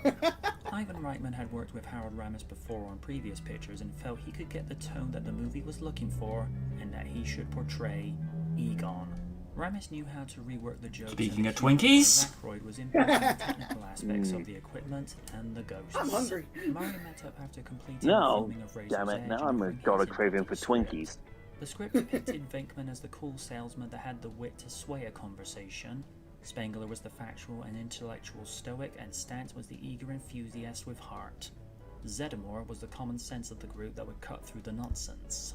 Initially, they were not able to use the name Ghostbusters, as this was also the name of a 70s kids show owned by Universal called Ghost Busters. The title was bought from Universal for $500,000 so that the movie could use the full title we know now, as opposed to such Really? suggestions Yep. That's as interesting. Ghost Stoppers, Ghost Breakers, and Ghost Mashers. I think the 3 key What? aspects that made the movie a success from the perspective of writing and acting performances is pacing, knowing how to balance the tones of sci-fi, comedy, and horror, and Bill Murray's amazing wit and being able to improvise lines on set. The pacing of this flick keeps the audience invested from when they begin furthering their development as paranormal pest controllers after being kicked out of Columbia University for the attention they were attracting. The fun part is seeing them learning on the job as Ghostbusters, and they're learning with the audience. And that is the genius part of the writing from Dan and Harold, as they allow the viewer to keep pace with the story so that it's not moving so fast. I wonder that who they did can't the keep voice up. effects for Slimer Every in the character movie. plays I think it was a Frank specific Welker. part that is integral to Oh, the story. shit, really? Dana's I think the so. secretary Boy. that feeds the work to them. I'm Rick not is the surprised. proverbial wrench in the works, and Dana serves as not only Venkman's love Because it's interest, Frank but also Welker. part of the key of Gozer coming into the world. Things like that make a good conflict of interest for the Ghostbusters, as they know they have a job to do, but they also want to save her. I think it's safe to say that the movie still holds up and it keeps the viewer engaged, which is something that some movies fail to do today. This movie had to rely on the writing and its characters, substance over style, which unfortunately it's the reversal for most movies today. Sadly. Enthusiasm. This is probably the best one-word assessment of the character that is considered to many as the heart of the Ghostbusters. Dan's performance as the eager and youthfully energetic scientist is something to behold as the group rush headfirst into many of their endeavors. The late Harold Ramis is amazing as the character of Egon, with his straight-faced, sober performance as a scientist who puts facts before emotions. I do like the way he very subtly lays down how much the entrapment of Slimer cost at the Sedgwick, showing how quick thinking the character was. Interestingly enough, both Michael Keaton and Christopher Lloyd were considered to play Egon. Ooh. Ernie's performance as the only non-scientist of the Ghostbusters is not something to play down, as he's basically the audience's participation as the only common sense man of the team that calls it like it is. And as I mentioned earlier, Eddie Murphy had been considered to play Winston Zeddemore. This movie and the Aliens franchise is what helped get this actress onto the map, and I don't think anyone could have played Dana better. She plays a very no-nonsense and skeptical personality well, and has great chemistry with Bill Murray's Peter Venkman as she denies his advances. And then she plays Zool. I got the sense that she might have enjoyed this aspect a little too much. As I've mentioned down the years, an actor's performance will show you when you can't tell if the character or the actor playing them is enjoying it. Her body language and her facial expressions is when Zool is flirting with Venkman with this sexually aggressive, sultry nature that seems to come naturally to her. Now, either she's just enjoying the role or she's getting to act out a nympho fantasy of hers. You decide. Oh my. It's also worth noting that Julia Roberts and Daryl Hannah auditioned for the role of Dana Barrett. as Oh, well. that would have been Annie's role was interesting. smaller compared It's to the just as rest well of the cast, Julia but she didn't brings get the a role. lot She of was life and 16 moxie at the to time. sexiness of the Oh, Ghostbusters wow, with yeah, this you're right. 80s charm that Oh, only that she would could have bring made. to the role of Oh Janine god, Melnitz. that would have been Plus him. the short-hair look she getting sported awkward. suited both her Worse. and the character. It's weird seeing Rick play an awkward Hey, dreamy Rick guy like Moranis. Lewis when you consider the type of characters that he has played in movies like Honey, I Shrunk the Kids, or playing Barney Rubble in the Flintstones movie alongside John Goodman in 1994. As Vince, there is still never knew some he of did that that. awkwardness as Lewis, but it's more of not being completely aware of what he's doing that makes others feel uneasy when he begins handing items to Egon whilst he's on the phone. Everyone's favorite asshole. He plays Peck to annoying perfection as someone who has nothing but pure contempt to shut the Ghostbusters down. But that was in large part to Peter Venkman being Peter Venkman. I mean, are you really surprised?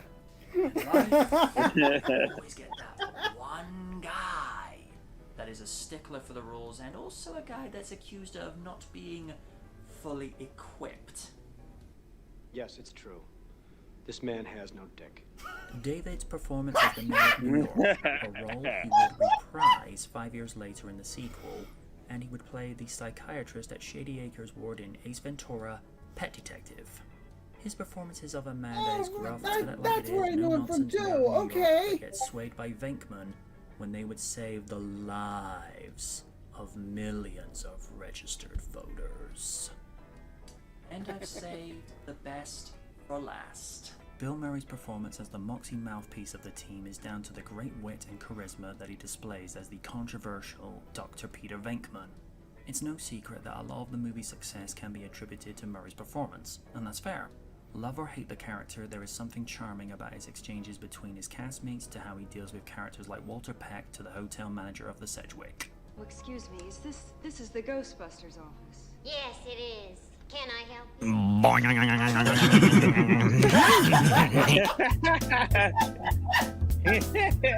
Now, this is the part that no one wants to talk about. Most of Venkman's antics in the movie in the 80s were dismissed because that decade was a different time to where things were a little more innocent. But then you start to examine Venkman nearly 40 years later and the character is basically a creep. He's an amusing and charming one at the very least, but a creep is a creep. Telling one of the volunteers at Columbia University that she was predicting the cards correctly without showing them and shocking the other guy as a means of trying to set up a date. Yeah, these days that would be heavily frowned upon as that's a big no. And it's the same thing when you visit Dana's apartment for the first time inspecting for what spooky activity there may be. Now when you're 8 years old, this exchange... That's the bedroom, but nothing ever happened in there. What a crime. flies over your head. And then you get to 18 upwards and then... Oh. To such lines as... Oh, this Mr. Stay Puft is okay. He's a sailor. He's in New York. We get this guy laid, we won't have any trouble. In a phone conversation with Egon, he informs him that his encounter with Dana, now controlled by Zul, was able to subdue her with Thorazine. He brought those with him for his dinner date with Dana. Let that sink in. Needless to say, my if God. the was being written today, there would be some major revisions. The movie also included celebrity cameos from Larry King Jr., Joe Franklin, and Shaggy of Scooby-Doo fame himself, radio personality Casey Kasem, and a young Debbie Gibson, who, by the way, even today, she still looks amazing.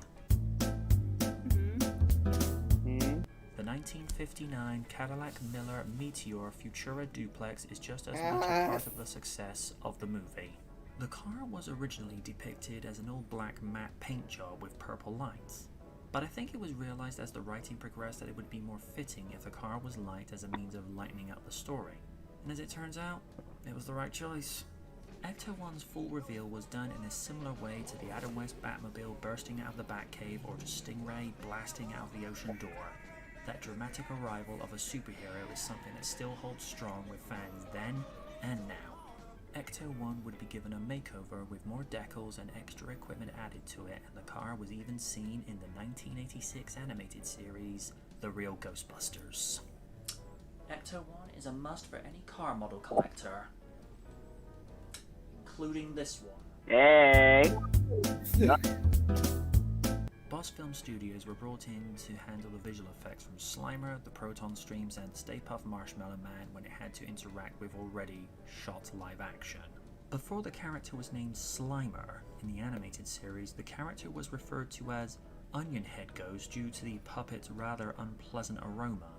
At the request of Marianne Aykroyd, the creature was made an homage to John Belushi by sculptor Steve Johnson. The sculptor was also responsible for the zombie New York cab driver and based the design on a reanimated corpse from 1981. That's creepy. Dan Aykroyd set a task for his friend, only referred to as the Viking, to make a ghost that is a fusion of the Michelin Man and the Pillsbury Doughboy in a sailor hat. The only segment that doesn't hold up so well is when you see Mr. Stay Puft trampling on the church. Whereas before, when he's walking to Central Park, you buy it that he's there. Whereas after... not so much. Aside from that, the effects still hold up. Just as enjoyable as the writing, the cast performances, and effects is the wonderful and memorable score that the late Elmer Bernstein put together. There is such a varied range from the suspenseful pieces used in the opening scene in the library to the guys investigating the Grey Lady Ghost.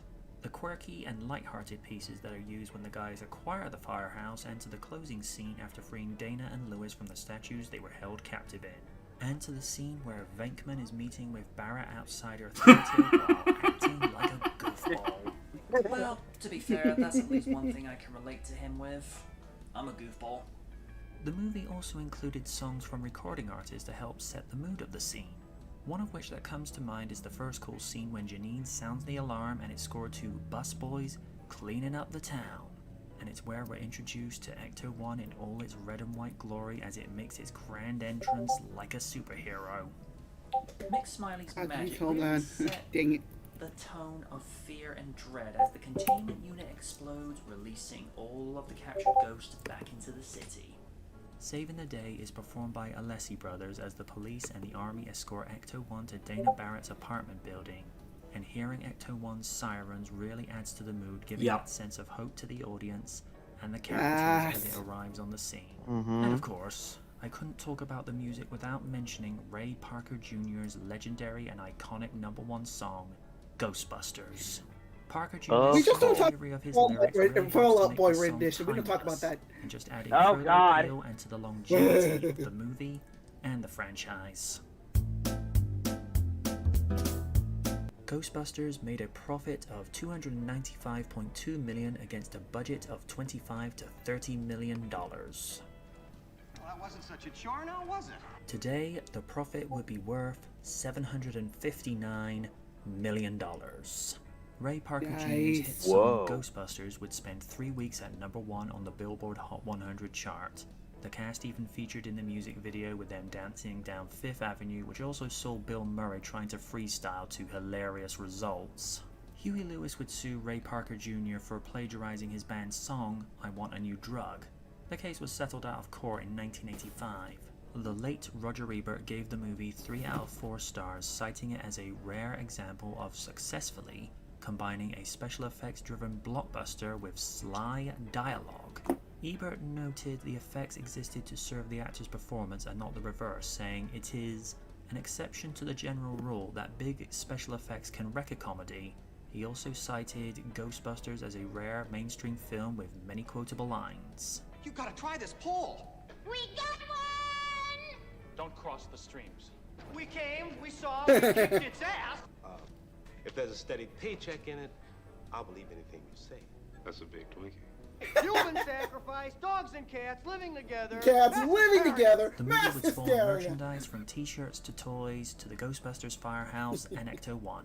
The merchandise began to take off more effectively with the introduction of the 1986 animated series, The Real Ghostbusters, featuring legendary voice actors in Maurice LaMarche as Egon, Ray being portrayed by Frank Welker, talk show host legend Arsenio Hall as Winston, and playing Peter Venkman was the late Lorenzo Music, who is also known as the true voice of Garfield. We might have to put a little overtime in on this one.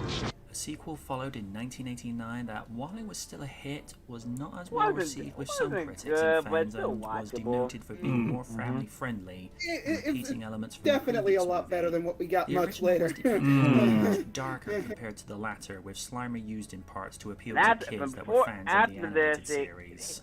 Another animated it was- series in Extreme Ghostbusters Yes, would this premiere is in it. This is the September one. Oh, and, 1987, I wasn't with referring Maurice to LaMarche that. reprising his role as Egon Spengler, leading a new team of Ghostbusters. The rest of the original Ghostbusters returned in a 2-part finale to the series in I December. know Wynn's of that quite same partial year. towards To Kylie. tie in with the 25th anniversary of the original movie, my man Atari Eduardo. and Sony release Ghostbusters And the Garrett. video game, in where you play as a nameless Oh, Oni rookie played agent that. Ghostbusters set I know, 2 it's just footage years from my after Twitch. Ghostbusters 2. Howard Ramis and Dan Aykroyd wrote the script and even reprised their roles alongside Ernie Hudson, Annie Potts, and William Atherton. Bill Murray recorded his lines separately. The original movie was also released onto Blu-ray for the first time, upscaling it to high definition so that it could be enjoyed more so than ever. And I would know. First one to my collection. There was a reboot in Nice. 2016 that was... Kill the fire! There will Fire! be another Ghostbusters movie. Exactly. In this review, the upcoming Ghostbusters 3 Not that one. That one's okay. Afterlife, with the story picking I'm up looking over forward 3 to this decades one. later with Paul Rudd Yeah. starring alongside Got the McKenna chairs Grace playing in my and work Finn place now. Wolfhard as the grandchildren of Egon Spengler. Bill Murray, Dan Aykroyd, Ernie Hudson, Annie Potts, and Sigourney Weaver return to reprise their iconic roles. I really am glad they're coming back for that. Yes. DVD, Yes. Blu-ray, and 4K since 1984. Shame we can't get Rick Moranis back, but I think he suffered enough in the movie. Who are you gonna call?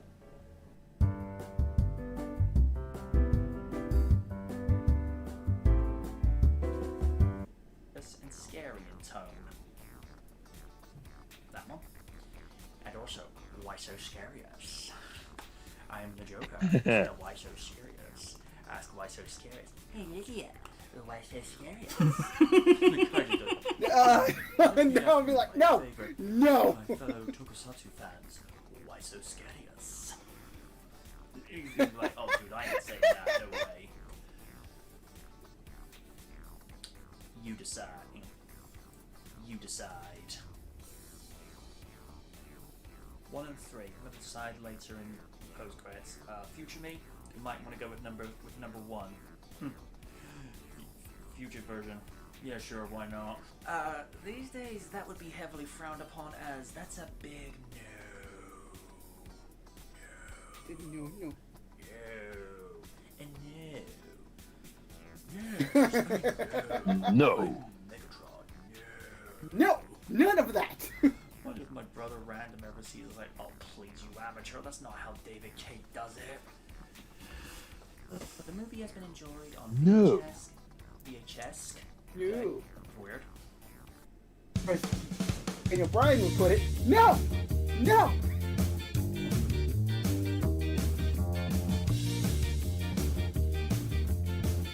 Oh, nice.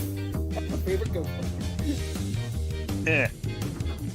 Well, to be fair, I do a lot of puns anyway. So. Yes, PSG and L dispensing. Oh.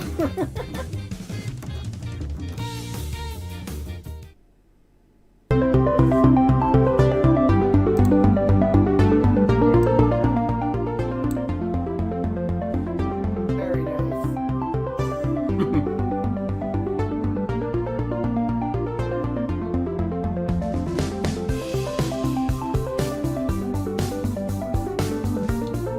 Watch when it gets to the credits regarding 2016. Okay. Just watch.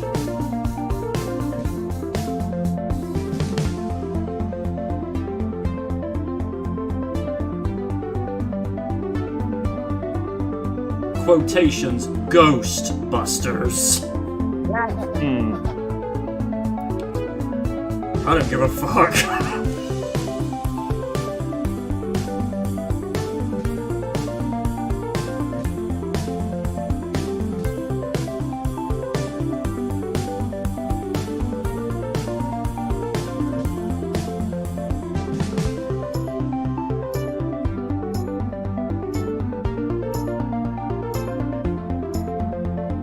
Didn't play it this time.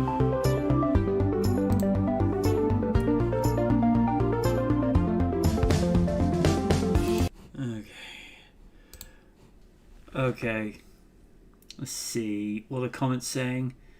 Don't those gremlins get wet? Just got one of the IDW Ghostbuster comics yesterday. That was the Ghost Smashers in it. Would any of you work for the Ghostbusters? I would. After all, a steady paycheck. I'll believe in anything they say. Oh dear. Yeah, I had the idea for that about, I want to say, maybe 4 or 5 weeks ago. I was just doing some online shopping whilst I was just going through the store, listening to my iPod, and then Parker Jr.'s song just gets, played randomly, and it brought up some more fond memories than usual. I remember, like so many times before, where I've either seen comments for the original Superman movie, or to when I've, when I know certain anniversaries have come out, like the 29th anniversary of Ninja Turtles a couple of years back, into when I knew Back to the Future Part 2's 30th was coming up. You feel that pull.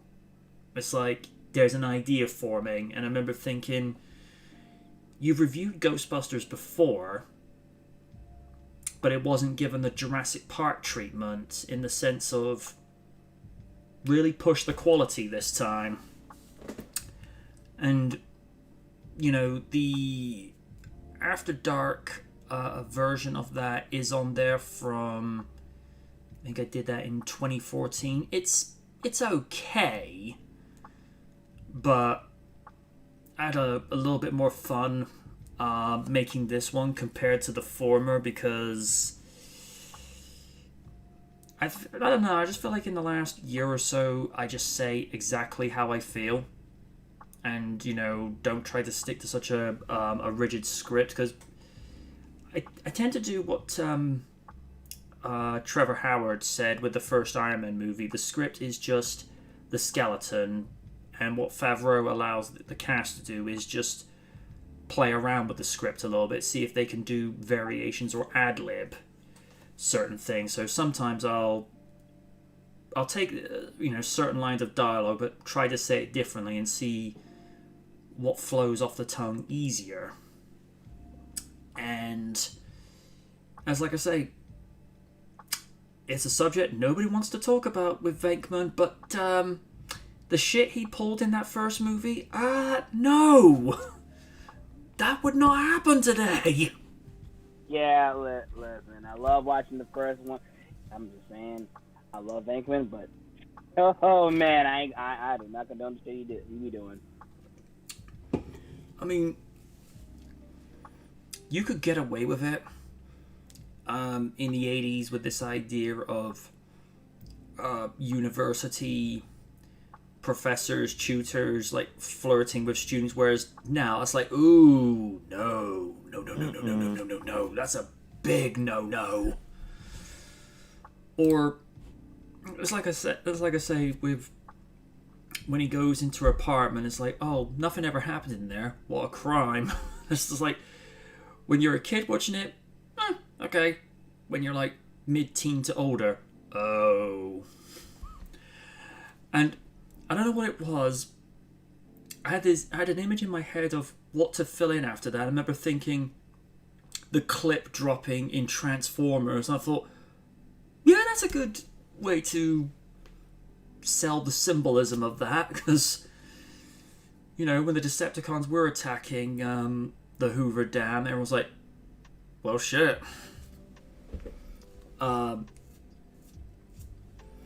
The other one I was thinking of using was that clip from The Simpsons where Bart, Lisa, Maggie, and Flanders were startled with what had taken place with Marge and Homer because Homer had used a very unusual aphrodisiac.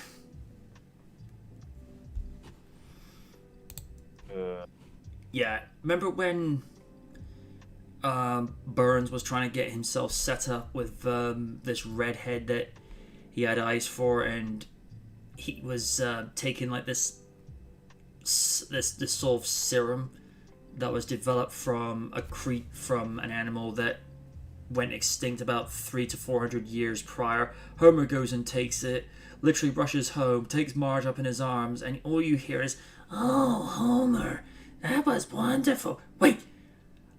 I remember. I remember that. Oh Lord, I remember that shit. That shit's crazy. And you just see Marge, Lisa, and Maggie are silent, and all that's left is Ned going, "Wow." The other funny one I like is he's given that letter from Lisa. Dad, Mr. Burns hasn't mentioned you at all. Pupils go very small and kids, would you leave the room for a moment? I like how everyone just stops. It's like, my lord, that's the loudest profanity I've ever heard. I'm surprised he wasn't offended by that. I think at that point it's like, I understand. It's just the fact like all the birds fly away and all you hear is an organ piece, and everyone stops like, whoa.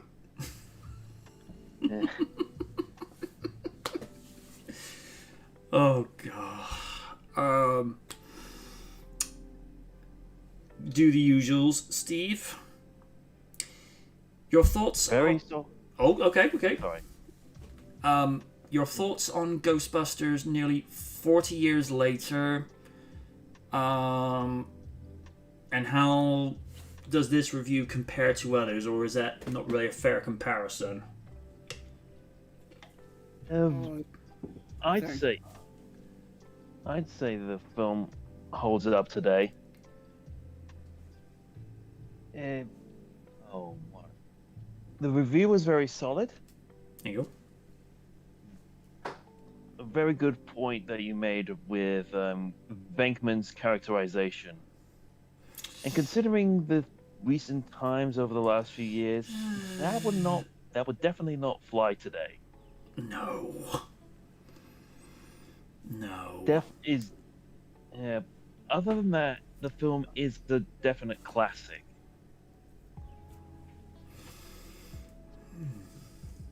Raiden, same questions. I don't know. Definitely hit every detail, every setting, character, effects. It was great, you know. Great surprise, and what a way to, you know. It was a good apropos for Halloween. Yep. And what's your thoughts on the? Oh, you already said it's a classic, but it's as we said. Venkman, I love Bill Murray, don't get me wrong, but good lord. Yeah. Shit. The shit he be saying, the shit he be doing, like I said, oh boy, that shit's gonna look down upon, boy. Yeah, the Ghostbusters probably say, we wish you luck in your future endeavors. Ah.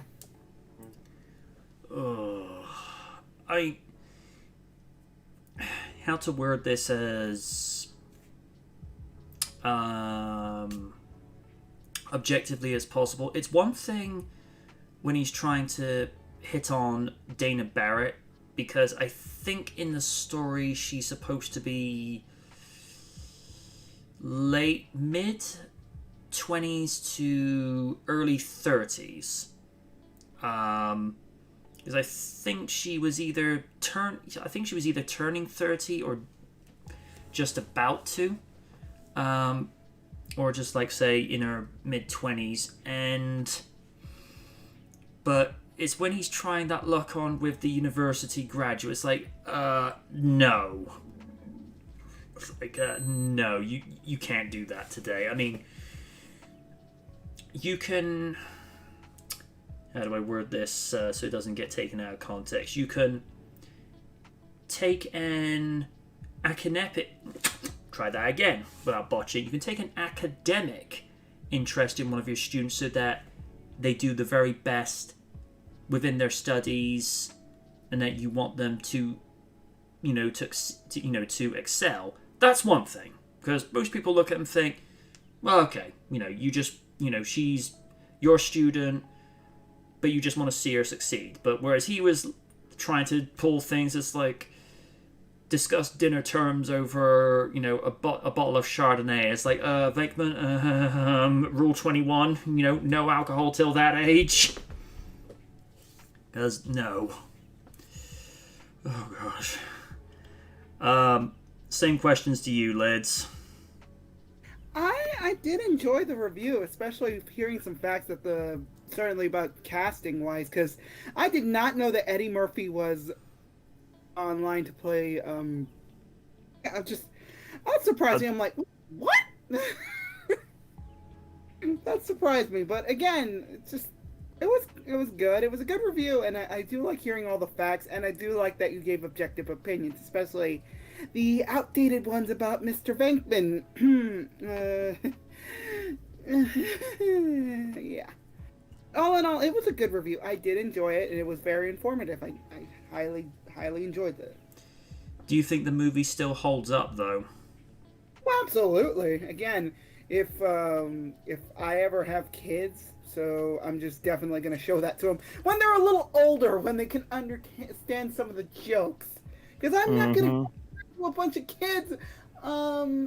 That's what that joke means. Because it's like, or just say, we'll talk about that when you're older. Yeah. Because I was told, and he's gonna be all like, yeah, like tell him it's like, honey, no. Because I was talking to one of my colleagues the other night, saying how some of Dr. Venkman's antics would be looked upon with a very dim view, and even she said, yeah, you can't do that now, especially when he practically, leapfrogs over his office wall. It's like My Peter sense is tingling. There's a woman! And I remember seeing that in my head, and all I could hear was Beavis going. Oh my god, I lost it. No.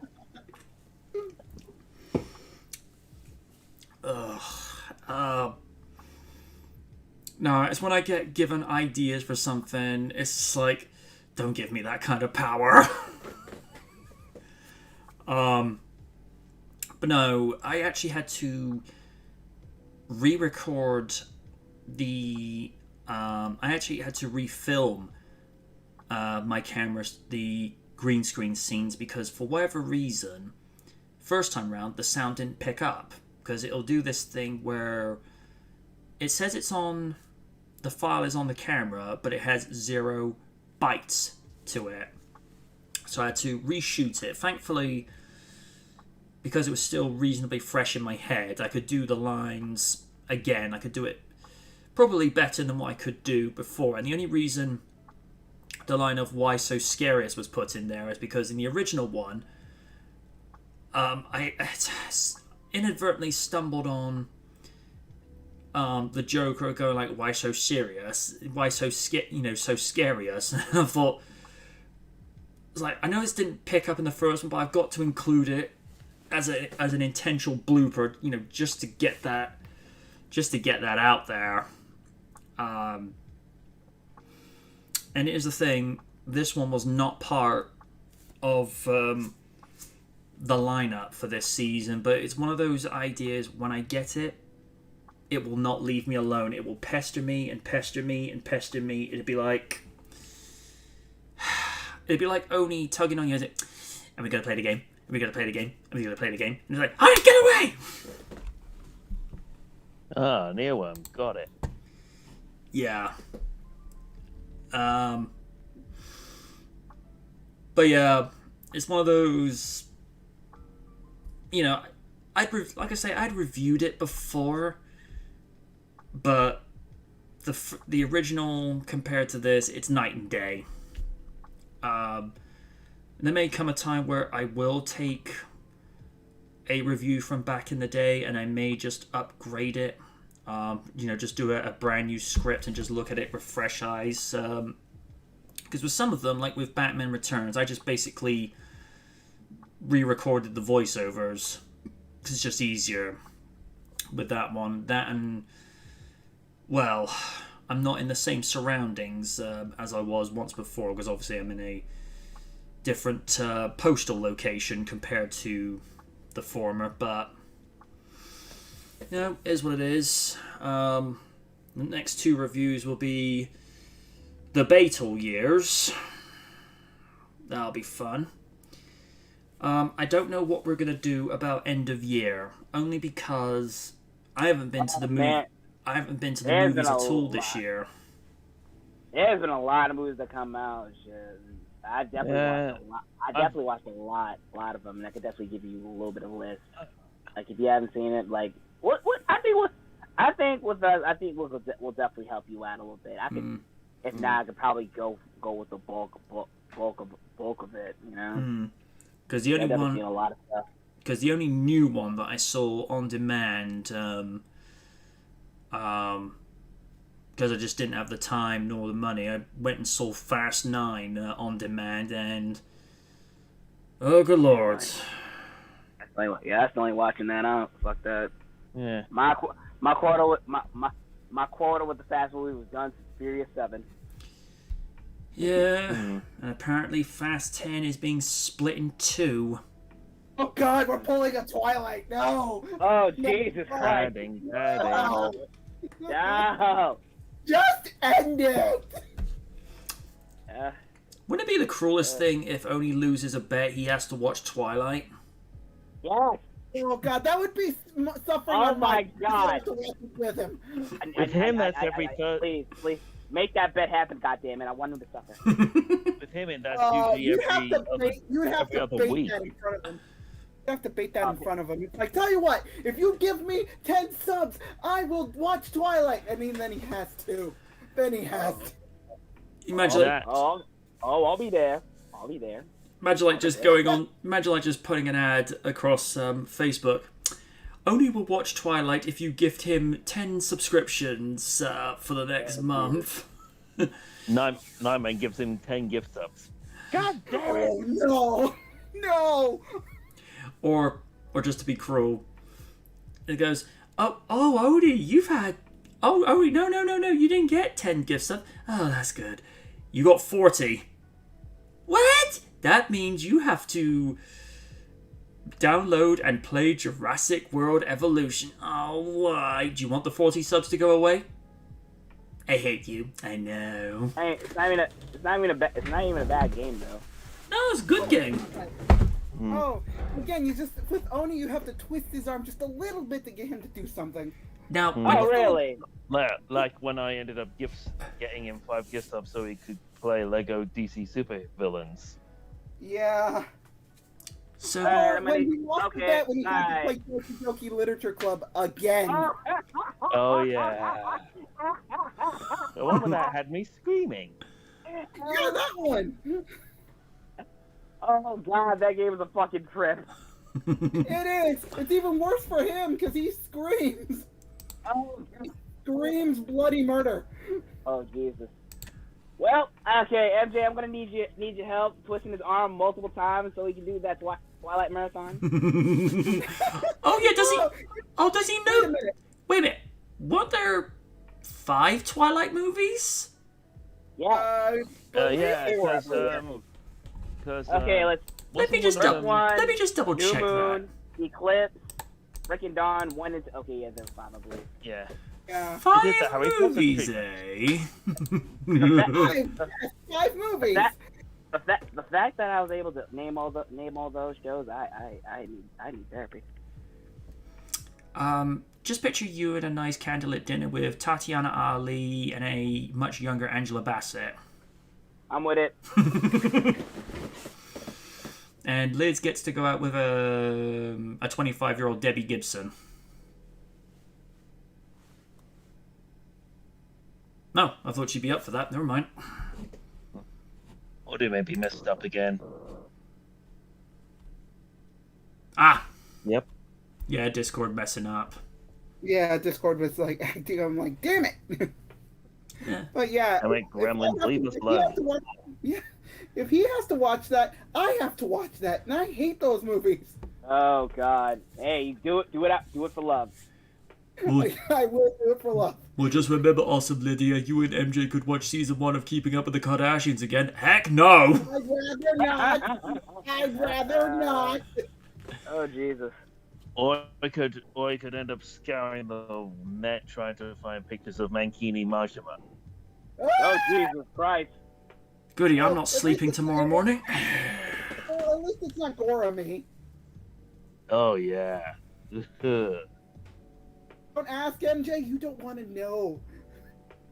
Yeah. No. Very long story in the Yakuza series. I'll take your word for it. Oh God. I think. Oh damn it. Oh, Raiden knows what we're talking about. Fortunately.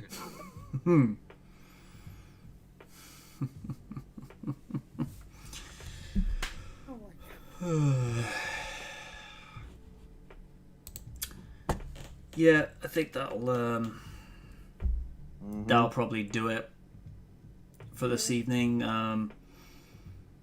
Last thing for me, best kill in a horror movie.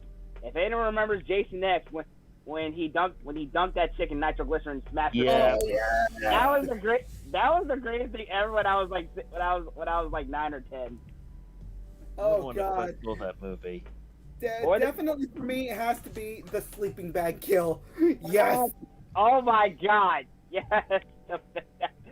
I heard that was Kate Harder's favorite kill also. Yes. And they got to do it again in Jason X. Oh Jesus. This one's a little bit more comedic based. The way Jamie Priestley's character got killed off in the first Scary Movie, where Ghostface thinks he's stabbing at her, but he really Got her kidney. no, he stabs an implant. Oh, Ah, Oh, And she gets, was that in the opening? yep. Oh Yeah. God. I like how she wait a get. minute. Are you sure it was Jamie Priestley or wasn't Carmen Electra? Because that was in Scary Movie I think 1. it was. Was Carmen Electra. Oh, Fuck, I forgot about that. Yeah, you're right. I like how she gets to a cross point, chooses the sign, go to safety or go to imminent death, and she goes right to imminent death. I'm like, you're an idiot. Like, you deserve this. I like how the sprinklers come on and she just then decides to pose, and I'm like, Oh my God. it's like, oh, you're gonna die. I think one of my favorite kills from that movie was when the character Buffy was being killed by Ghostface because she was basically offing herself. And Yeah. then she's basically severed head is like, oh my God, I'm so dead. I'm like, no, why are we doing Oh this? geez. Oh because geez. it's a parody movie. Here's an underrated one from Scream. The way Stu Macker dies in Scream, gets a freaking TV screen on his head, electrocuting him. Oh damn! God. When he gets stabbed by Billy, it's like, I'm feeling a bit woozy. I'm like, where'd that voice come from? Oh. Was one I'm thinking about. Is when they go and decide to parody the Budweiser commercials. Oh my God.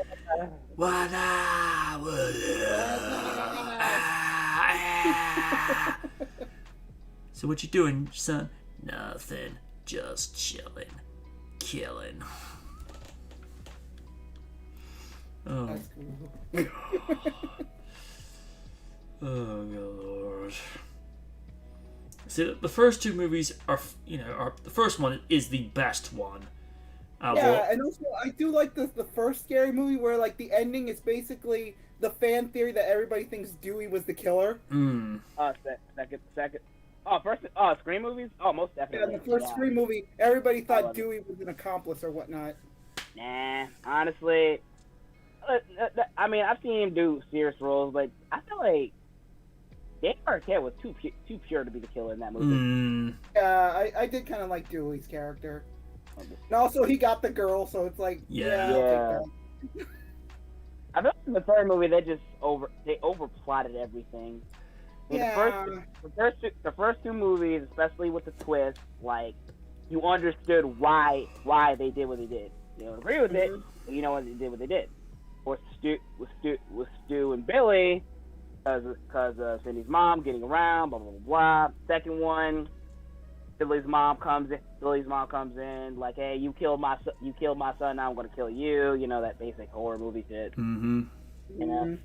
And then the third movie was like, hey, I'm your half brother. Like, what?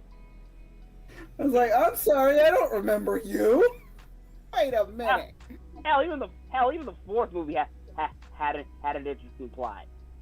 The I cousin did one. like the fourth movie, especially the twist on the killers. I'm like, okay, I see what you're doing. Okay, all right. Also, one thing I didn't like about that one is like I didn't like Hayden Panettiere's character dying. Yeah, no, she did not deserve that. And of course, the third one, they were just the main sort of plot was taken from Signs, but then they were cherry picking out of Hulk as well. And I'm like, okay. Okay. I like how, in the beginning they had, I think it was both Pamela Anderson and Carmen Electra, just setting things up.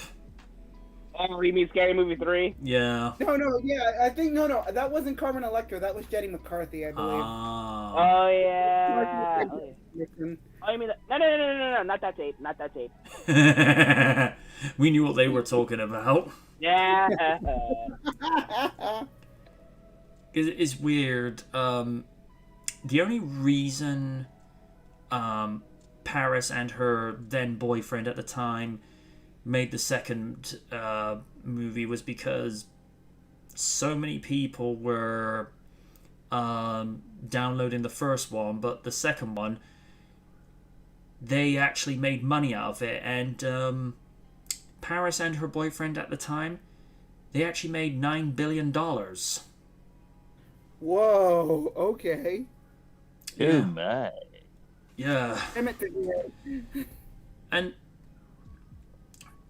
to be fair to Paris, even though she was already set up at that point, because she was an heiress to the Hilton empire, she actually gave a fair portion of hers to charity. But then again, considering what she made, I mean, the other guys, the other guy's laughing his way to the bank. It's just like, I got nothing to worry about. And oddly enough, at one stage, they actually released that as a full retailable DVD in stores, and I'm like, Oh, Jesus Christ. yeah. Oh, Dear God. Lord, why? Oh, God. The millennium is so fucking weird. The one that Oh, Jesus. the one that makes me laugh though is because she became the it girl for a while. Someone somewhere thought it'd be a cute idea to give her her own recording contract. Apparently, this one guy, I don't know if it was in this country or in the US, somebody like bought all these copies of her album in good faith, returned them all, but what had happened is he had actually put a bunch of Photoshop images in the CD inlay underneath saying, why would anybody want to buy music from this blow-up pig? And I'm like, whoa, dude. Wait a minute. Listen.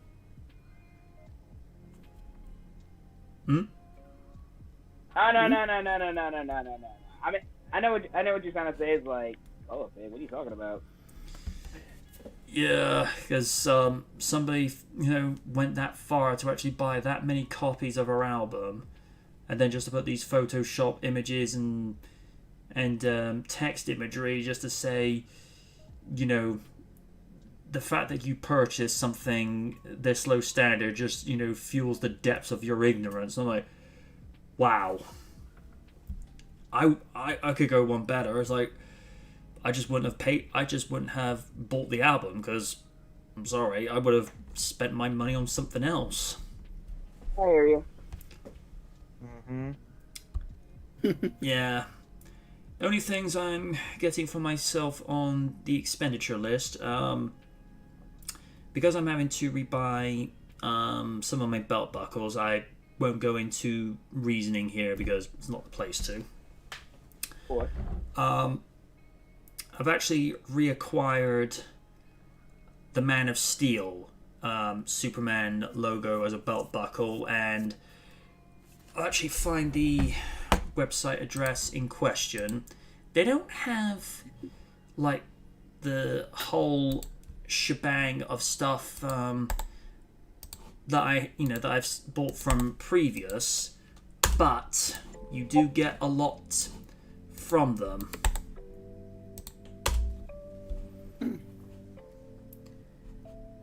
And the stuff I was able to get, I mean, I went for the classic Batman belt buckle, but I went off and got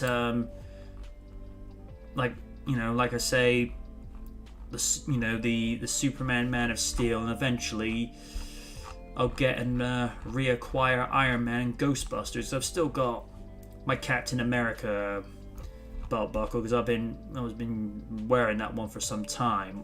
If you do get any of the Batman ones, have one where the bat is already included in the symbol, because I'm a tiny bit overweight at the moment.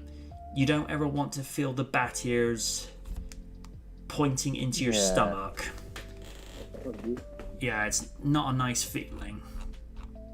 The ones I really do want to get my hands back on, because this got lost in transit over to the apartment, I had belt buckles of the Attitude Era IC title and the Ruthless Aggression US title. And those were ones that, I treasured more than anything. But been looking around for them. The only one that's available at the moment is the current US title, and I'm not going to hate on it, but that the way that title looks, it's not my thing. It's not my thing. So yeah, slowly reacquiring things and what have you. One of the things I'm also going to be looking to do between now and the end of the year, I'm actually going to go and get a new add-on external microphone for the DSLR, because even with tweaking the audio to where I found the balance with the editing, I'm going to be better off getting something that's just a tiny bit more sophisticated, and the one I've seen is worth about £45. So probably going to use that, because there's two that Rode Mic do. They do the Rode Mic Pro and the Rode Mic Go. The Pro one, you have to charge the battery up on that, so it's its own separate thing. Whereas with the Mic Go, you don't need a battery, because it runs off the battery power that's running off in the camera. Plus it's a lot larger and tends to be a bit sturdier even if you're jolting the camera about. So we'll see. But that's how things stand. And one of the things I will be doing this week, aside from getting back onto Twitch and finishing my Ghostbusters campaign, because I'll probably get that done either in a few hours or tomorrow night. I haven't decided which. After that, I'll be finishing off the campaign for Return to Jurassic Park, because I'm going to do the campaign for Jurassic World Evolution 2. So that'll be fun. And I've got Need for Speed Hot Pursuit remastered for the Xbone. So I'm going to be playing around on that, because, well, more games you play on Twitch, the more you get noticed. I mean, just look at Oni. I mean, how many followers is he at now, Lids? I'm not sure, but I think he's at triple digits. I'm not really sure. Uno momento, por favor. Let me check. I know at this point I've donated about 7,500 bits to him. Yes, you have. 131. Oh, he's got 131 followers. Yep. Yeah, I've donated about 2,000 bits because someone was ahead of me on third. I'm like, no, I'm not dealing with that. No.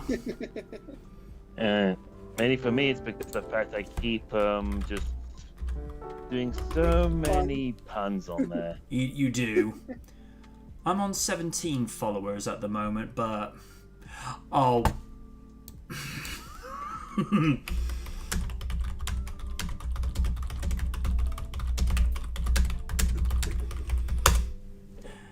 And that's interesting. Unless it's that I actually might play, because I clipped this the other night. Because Steve was losing it. We would say this needs to be clipped. Let's see. Let's see. Where's the? Oh yeah, henchman story. Yeah. No, it was Until Dawn, because I actually clipped one of them. Oh boy, that game. We're trying to help Oni so he doesn't make mistakes, but again, it's Oni, so we don't know. So what do you do? End up killing half the cast? Fully no. Nobody's dead yet. Although Mike did lose his fingers. Isn't inevitable. Yeah, but he made friends with the wolf. Yeah, it's all good.